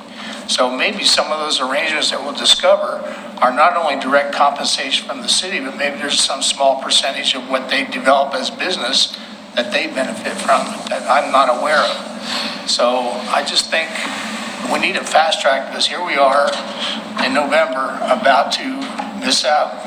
We've got to prepare for the next tourism, and I don't know if we can. But those are my thoughts. I got no qualms about it, and I do believe in taking advantage of local knowledge. But let's look and select the best that works for us. Would you be in favor of possibly getting the McMinnville director, like on a Zoom? It's much to ask them to come here, but we could Zoom in with them to ask them these questions that you have, plus maybe ask Samara Phelps to come in as well, and that way we have some local expertise. Yeah. But I'd like to see what their arrangement is ahead of time, so I'm well versed in the question. I see this in your arrangement. How does Yeah. that work for you? Where have your successes been? Well, I Where thought have this your chart they put together on 7, 8, and 9 was extremely, extremely helpful. Like I said, I would just like to know a little bit more, because for me, a way to fast track it is if there was a organization that was already in existence that we could be an arm of, and then maybe try it and then spin ourselves off of it to get it going. That's another way to fast track. But I'm interested in talking to the director of McMinnville. We had a Main Street conference there many years ago, and they were the showcase. That organization was the showcase of that conference. But it's been, 5, 6 years ago. With the new director at Mount Hood Territory, they may be doing things differently. And like you say, if they're doing something successful, I would like to know about it so that we could, Learn from others. borrow liberally. Yep. So is that something we could do to get a couple of those people? I agree, I would like to fast track this process, but I don't necessarily think us as a city commission having more meetings on the topic does that. I think getting the committee together of the stakeholders and maybe 2 commissioners and then them having those conversations is the better way to do it. I don't think that, I don't want us to suffer from having too many cooks in the kitchen and us continuing to focus on this when really the experts with a few liaisons from our city commission should be focusing on it more. I would be happy to do that, but I still would like to have the conversation with those folks before we engage in a separate group. That way, it's clear in my head about because I know what I don't know. And in order for us to give, I think, proper direction to where we want to go with this, like Frank said, let's put down, the things that we got for assets. and then what do we want to accomplish, and then see how these. Again, it's a brief conversation with these folks, and I don't think having one more meeting to talk about this would delay it in any substantial way, but it's more information. Well, I know that's your philosophy, Mayor. Yeah. But sadly, we had a lot of these conversations before. I remember a library meeting. We had all these user groups. We had people from the fishing community. We had the historical community. We had restaurants, and we've never brought it together. We know what we have. We know what our market offerings are. It's a question of integrating them and consolidating them and make them into one serviceable offering that some organization who's more adept at this than any of us can make into a business plan.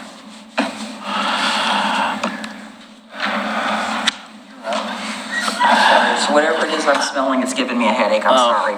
I just want to say, I don't want to drag this either, but I also don't want to do it so fast that we make some of the same mistakes we've made in the past. So a couple things on that. One,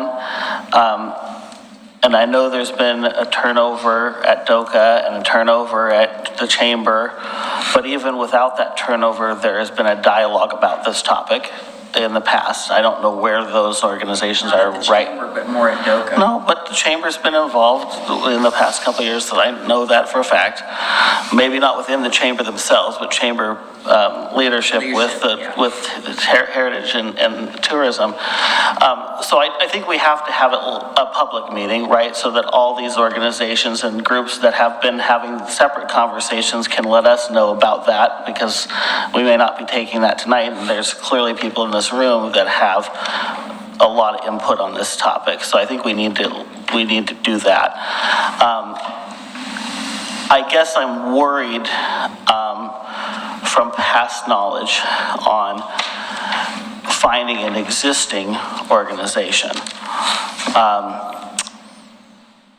One, because we know what the existing organizations are today, at least I do. Yeah, you do. And they have never fully taken ownership of tourism, I shouldn't say they've never. In the past, in chamber drove tourism and was very active in tourism, but that's changed over the years. You're talking back when April was still here?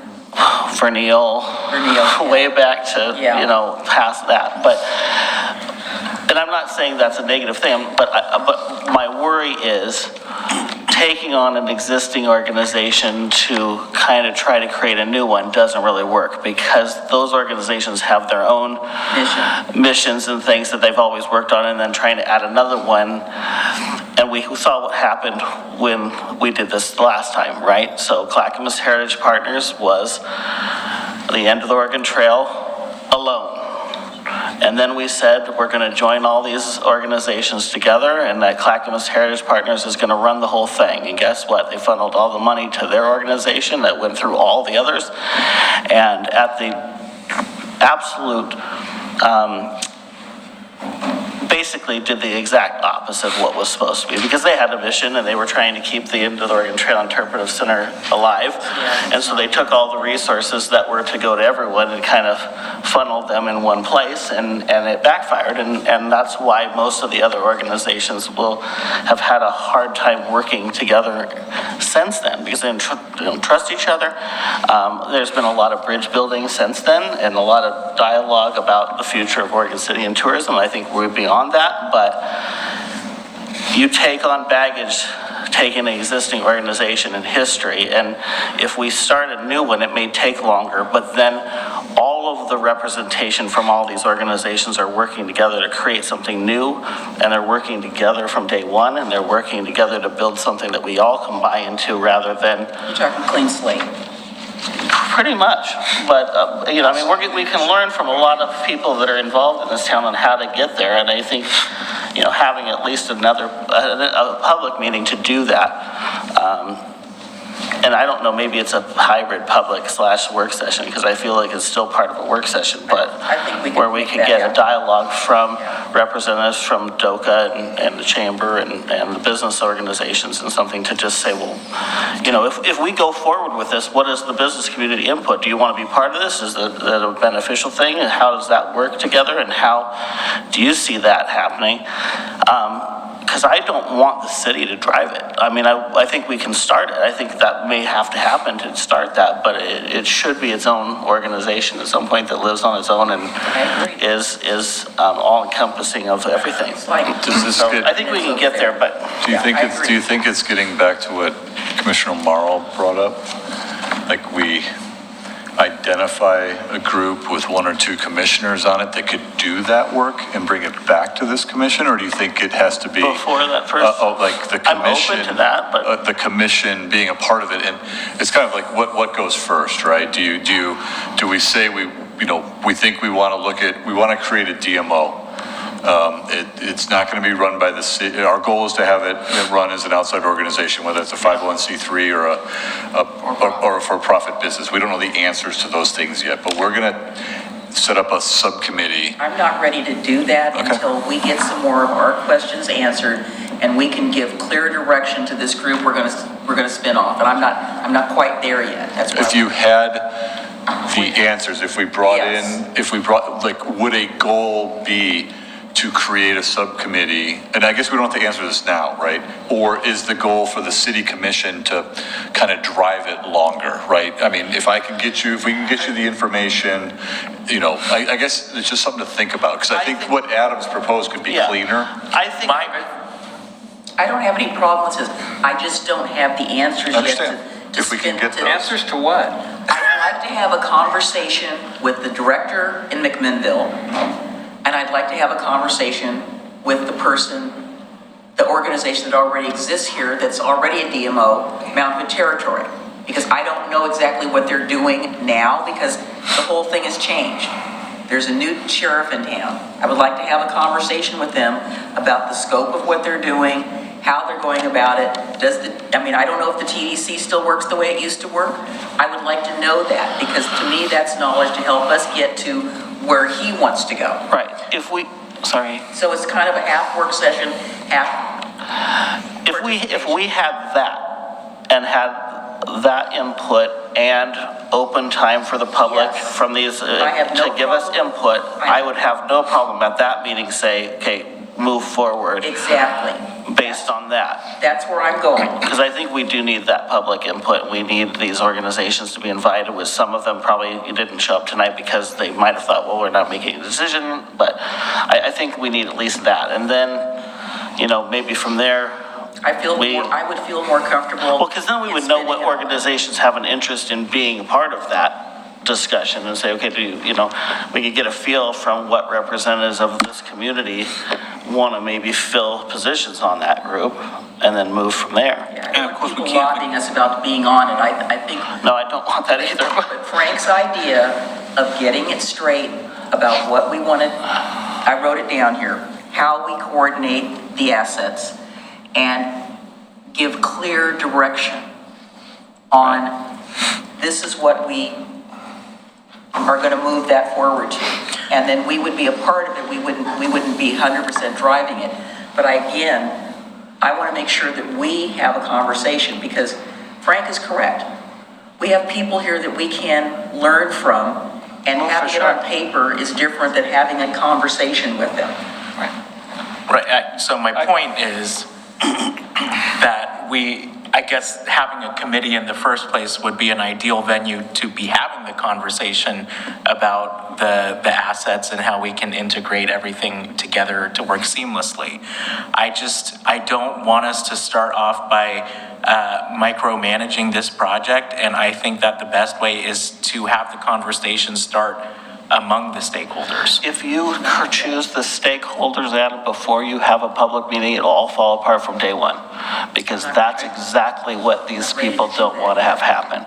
Because I think- if we don't have a dialogue about who's on that group and have that open, then it's going to be the city commission designated these people as a group, and they don't speak for us, and therefore we're out. That's what we have to be careful with, and that will happen. It has happened. So I think having one step before that will get us there. Right, and I agree with that. I just worry about, I don't understand why we would necessarily, beyond having to discuss who becomes a member of it, would have to invite actual executive directors to come speak to us that the mayor is proposing. My issue is with, I don't think that necessarily has to come with that part that I agree with you. I understand that. I think that comes with the formation of the committee after we have a public process, and that committee is able to have that conversation with those stakeholders. Well, Let's have Mike hasn't been able to say anything. I think the type of meeting that you laid out a minute ago makes perfect sense. I don't want the commission to be driving this thing. Right. Exactly. We need to get people in place as soon as we can to drive it because we have too much on the plate, and one work session a month we'll never get this thing off the ground. right, and I don't So want... it needs to. No, I get it. Okay, if we need more information, fine. One more meeting, and we take public comment at the same time. It's not a work session. It's going to have some other name, a public meet, whatever. And we have that meeting. We establish that committee as soon as we can, and we monitor their progress. We give them direction. We monitor their progress, but they're doing it at a much faster pace than we can. I agree with you that we can't do it with an existing organization. I think as you said, there's too much baggage. And the last thing I was going to say was, I guess I don't understand on the steps here, just a question. Refresh the existing tourism plan and complete it before we start trying to establish the DMO. I think it was just seems thinking like that group would be who would establish updates the tourism plan. It could be. It's been a while since we've looked at it. Things have changed. There were assumptions in there that some have been met, a lot haven't been met. Some of them have. Right, but we were thinking that process would help kind of determine what the goals, policies of that group could be. I don't, it doesn't have to be the first thing. It was going to be more of a how do you jump off and where do we go? Where are we and where do we go next, right? We can have that conversation. I think it should be done at some point. I agree. It does not need to be first. It just felt like, let's talk about it. Let's see where we're at. Let's reassess. But that can also happen outside of that process because that's going to probably be the conversation anyway. And it's just, we address that at some point. It should be addressed at some point because Well, it should be addressed. I don't know how old it is. It should be addressed because if you use the tourism, you use the strategic plan to give to the consultant to implement. Right. And so they have to have a job description. And it has, so the strategic plan reflects that. Also, it's important to make sure that we have involved the for-profit sector, because they have not been involved, and they are the money makers. Right. And I guess I'm just suggesting that whatever we call this group, they're the ones that are driving, refreshing the tourism Yeah, plan.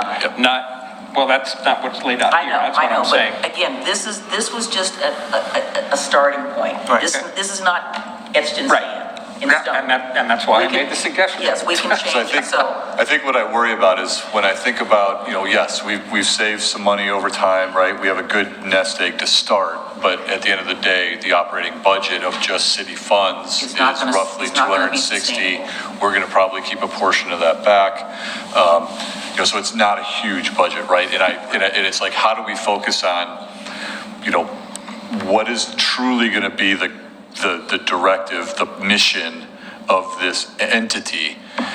Because I just dealing with those, like, there's a lot of asks, right? And I think by the time you hire an executive director, I don't know if they're gonna lease space, like, you see the money dwindles quickly, right? And so what truly is their mission gonna be? And so I was just gonna help kind of guide that conversation, but I think we can do that without that. I think it was just trying to get everybody on agree. board. Rocky? Just want to make sure I understand what everyone's saying. So my position of having that meeting is, one, from the public, get feedback on this concept, right? Plus or minus, what's good, what we're not thinking of. The DMO concept. Yes, DMO concept. Are we missing some component here that we haven't thought of, that someone thinks that needs to be part of this discussion? Those are the kind of things. And then when it comes, that I want to hear before we go to, here's where the committee is. The piece about the tourism or having any presentations, I also don't want the county to come in and say, hey, this is what you should do. I want to know, what are they doing, right? Because I know what they were doing a year ago or 5 years ago. I don't know what they're doing now. We know what they were doing before COVID. Right. So I would like a refresh in my mind, how they function, how their relationship with End of the Oregon Trail is, with their visitor center, how that functions. And then for us to think about how this new piece functions with that. I don't want the county to say, you need to do this. That's not what I was, that's not Okay, what I would be I hope asking. not. Yeah. That's what I'm looking for from that. And then getting an idea of what, these other communities are doing is beneficial too. But I definitely, Well, you and I are in agreement. I think we're generally in agreement. I think we're mostly all Yeah. there. I think it's important for us to set the high bar, not the bar, but set the tone and then spin it off. And we'll be able to know whether that's, because this, let's face it, in the long run, this is money that the city is investing. This is money that our communities has. Yeah. And we can't, I don't want to micromanage it, but I want to be able to say, as Frank said, let's set the tone, this is the goal that we want to have. And that's up here, that's the high bar. They're going to deal with the details. Yeah. And then we can, Whatever we do, it has to be the only thing on the agenda. I know, I understand that. So I think, So is there agreement? So what I've heard is we're going to reach out to Mount Hood Territory as well as the McMinnville DMO, ask them to come to kind of talk about, what they're doing, how they're functioning, what their relationship is with the other organizations as well as the city government, lessons learned. Yes, in exactly. the creation and running of the DMO. the good, See bad, if the anybody ugly. else will send us an agreement that we can look at that they have. With the DMO in the Yeah, city or sure. something? Yeah, Whoever has that would be it. helpful. Let's look at some agreements. We have And then two. when we get somebody, We have two, let's tell James. them what we tried that failed. We have not been able to coordinate assets. We have not gotten the cooperation from organizations that we needed. How did you do that? To Yeah. cooperate. So how did you bring them into the fold and create a product offering that was comprehensive? Yeah. Okay. And then as part of when they come, we're going to try and invite folks as well. So it's a public some quasi-public meeting, public comment We'll take opportunity. comments, not testimony, because it's not a hearing. So we'd be interested in taking That would be the goal. comments or observations. Okay. I just know that the library meeting, we had these user groups that wanted to be involved. We had these fishing guides, we had the boating Yeah, people, we had the restaurants, we didn't have the historic, when we know what we have for assets. We just need a spokesman from them and get them to buy in. And the big, And some outsider can manage them because they cannot do it from an insider. well, and here's the thing, we've done this 100 times. Well, not 100. Okay? So, what we need to do is this.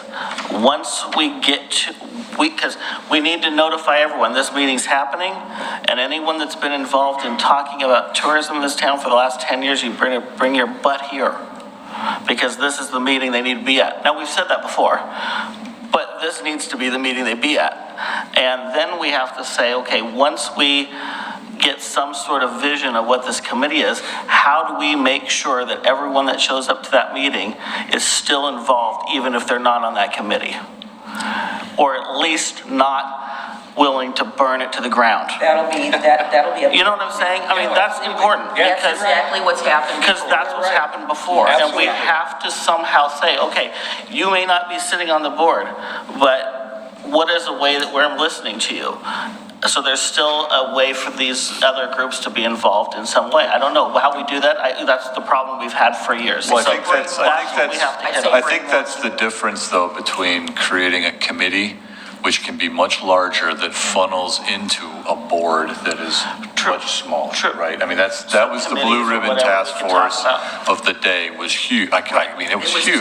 It was too big. That blue ribbon task force was too big. Too big is a But, problem. you know, but it if gets there's gotta be a but it balance. gets the buy-in, and Yeah. it builds the trust to be able to say, I'm okay with a 7 or Yep. 9 person board when I've got 30 who want to be involved, right? I mean, that's one method to get there. Okay. Well, and there has to be somehow or another, as you say, we have to get over this me business. It's got to be our business. There's a lot of groups that are there. I know, and there's a lot I of think groups that aren't. I think we're close. And there. in deference to the two groups we have in our town, Yep. at this point in time, I mean, since Vernil and April and all those folks in the chamber in Oregon City has since not been a tourism. Like I said, when I came here, that was the first place I went to, was the Chamber of Commerce office, because they were the tourism office. They knew everything. You got your maps, your brochures, you talked to the people there, and they were down where McMenamins is now. Doesn't So- mean it can't change. I know, and that doesn't mean it can't change, but we've got organizations in this town that are basically, they're in this box, and they're not gonna be able to get out of that And box. the chamber didn't want to drive it.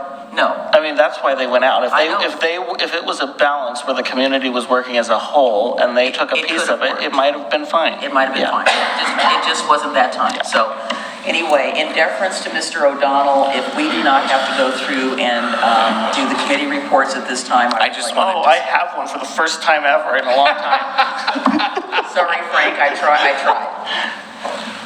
I have a short one.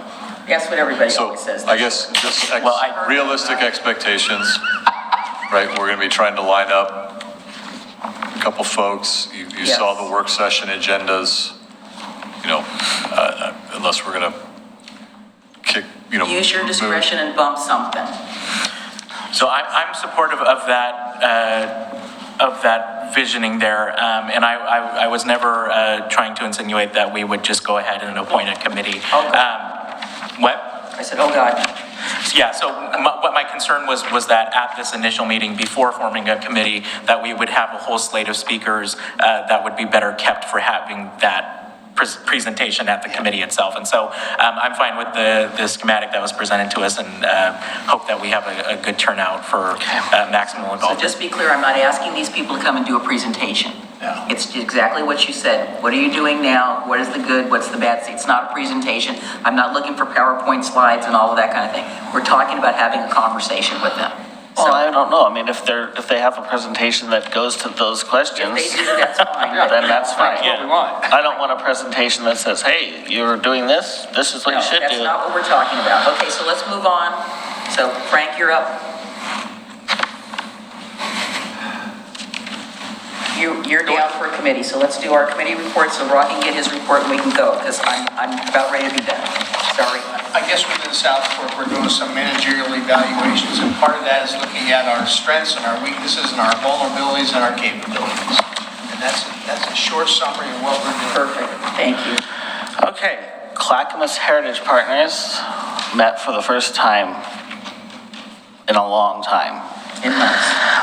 Well, before COVID, I think. We might have had one meeting, but, or some Zoom meetings, so it's been a long time. So I'll do this as quickly as possible, but I know we've been waiting for this update on, at least I have. So part of the conversation, and for those of you who don't know, CHP, Clackamas Heritage Partners, also known as Historic Oregon City, manages the End of the Oregon Trail Interpretive Center. Most of the conversation, well, this is the night of South Fork, so I only stayed an hour. So I'll go through what we were talking about then. A lot of conversation at End of the Oregon Trail about retirements and turnover. The board lost 2 members in recent years, Lowell Miles and Jack Hammond. So basically a general conversation about the board and about the staff at the Interpretive Center and future succession planning and general conversation about that, how to get people more involved. Gail is not planning on retiring right away, but she sees it in the future and wants to start thinking about that and planning for that. So that was a big conversation. So the board wants to kind of relook at their bylaws for membership of the board, to have a conversation of how to, deal with the future of the board in terms of filling vacancies or new positions, or very much how to keep the board active and supporting the Interpretive Center. So that was a long conversation.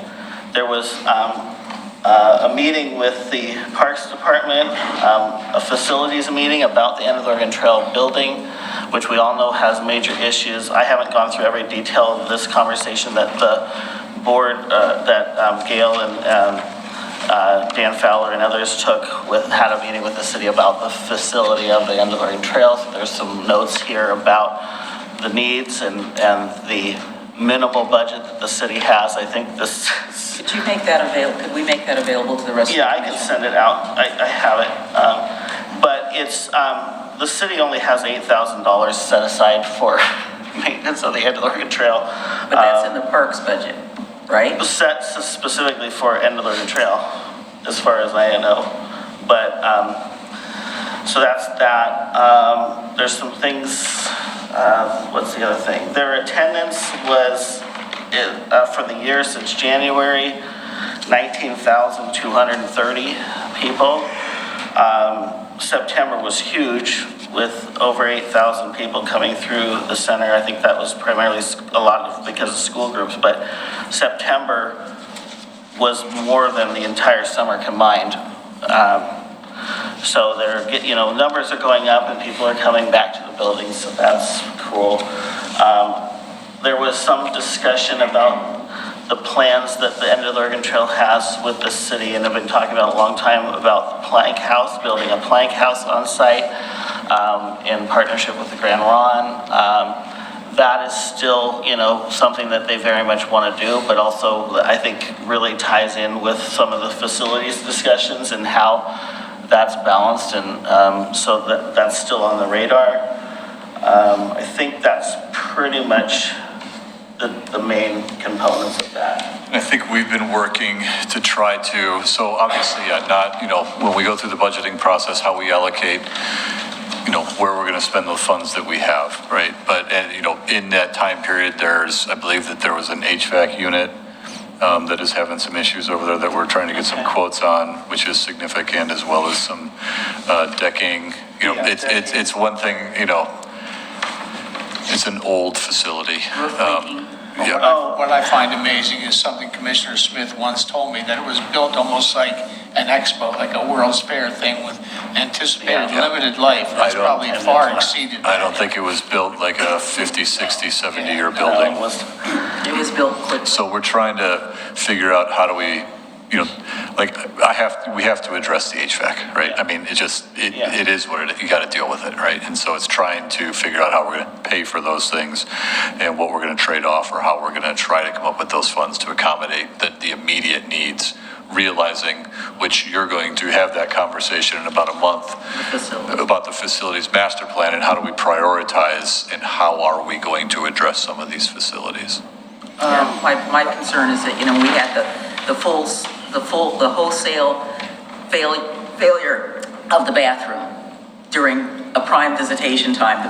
One of the bathrooms wasn't working. I mean, it was dead. And Yeah, and we go address it. I know. And we fix it. We've been responding to it on a fire basis. This fire, put that out, put that fire out, put that fire out. So I can't wait for the facilities plan.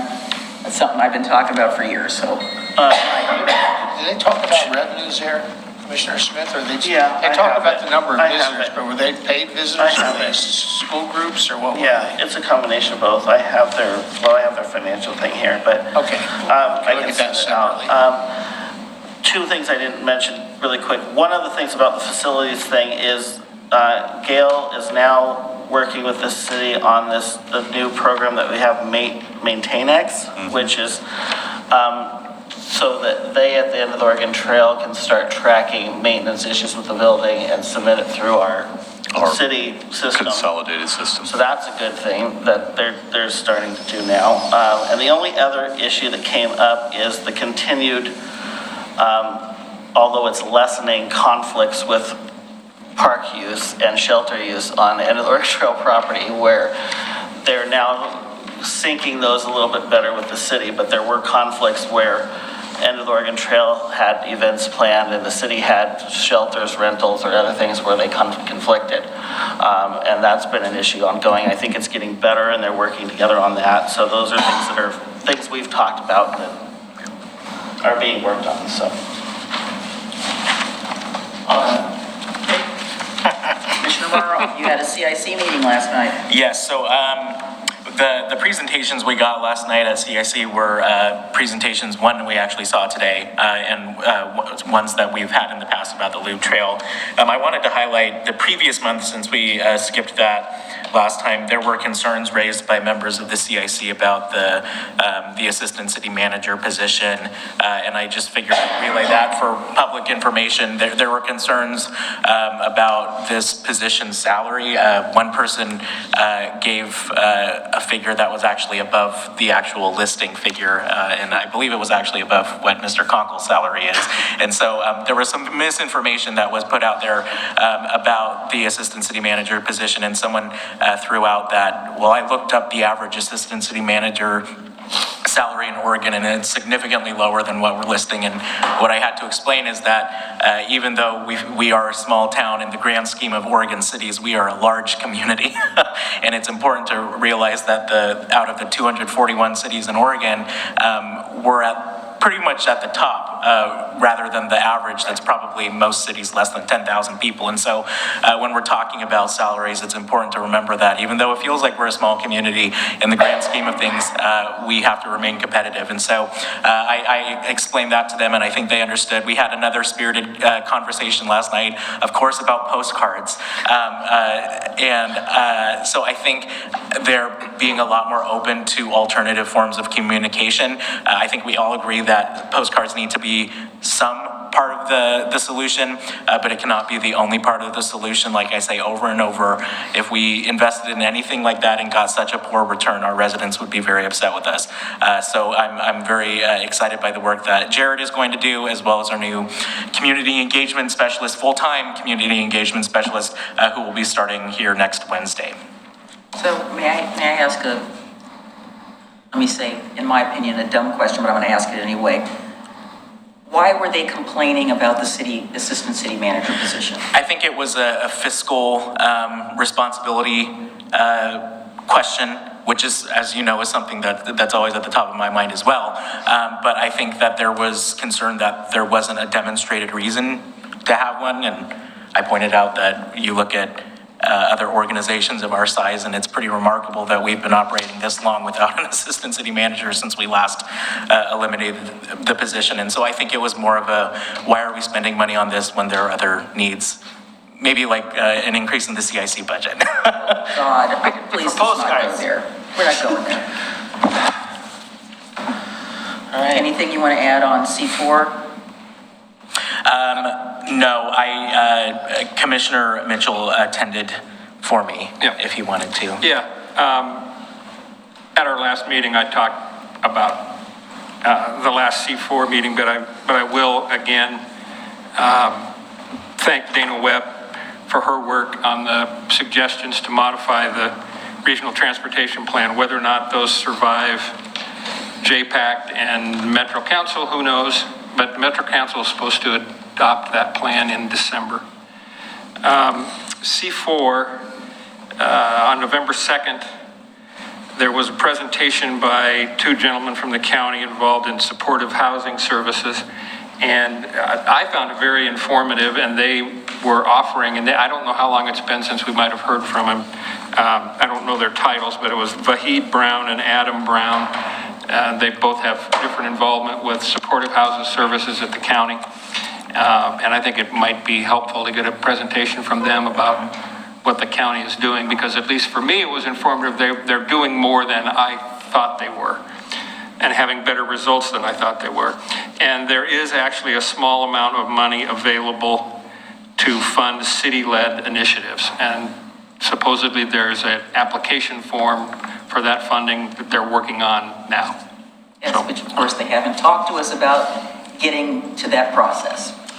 And as I said, those two gentlemen volunteered and sounded anxious to get out and talk. They've talked to some communities already and would like to talk to more. They're great, yeah. I know, I don't mean to be cynical about it, but I've been talking to Vahid Brown about this since before I got on the city commission, and the communication has not improved one iota. And I have mentioned it to him numerous times. I mean, so many so that I could, I'm kind of like you now. I'm tired of asking him because it's not happening. So. You don't want to be like me. Be like Mike. Youth advisory. Okay, so we, since we skipped our committee reports last month, just really quickly, we had our Youth Advisory Commission's Mental Health Fair last month. I think to the day it was last month on October 7th. Yes. At the Pioneer Center. I thought it was a very good event. It's covered in the Oregon City News. Again, thank you to Jared for all the work he put into that, especially as we've been operating without the community engagement specialist.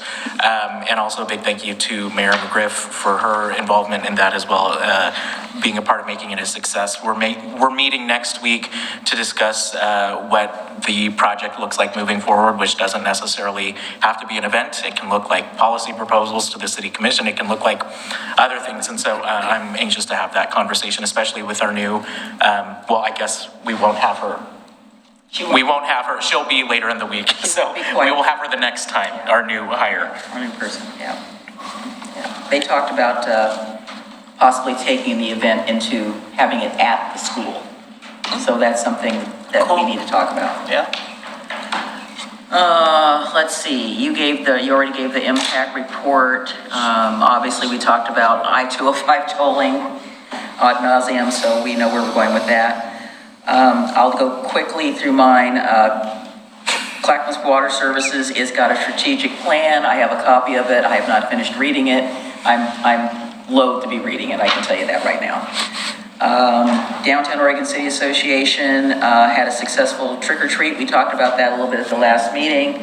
The new executive director seems to be moving in the right direction in terms of getting out, doing outreach. The Harvest Festival happened and it was successful. And so there's 2 more events, and I believe where they're moving towards getting the tree lighting thing set up. But there's a learning curve with the new director, but you have somebody that's willing and open to look at that.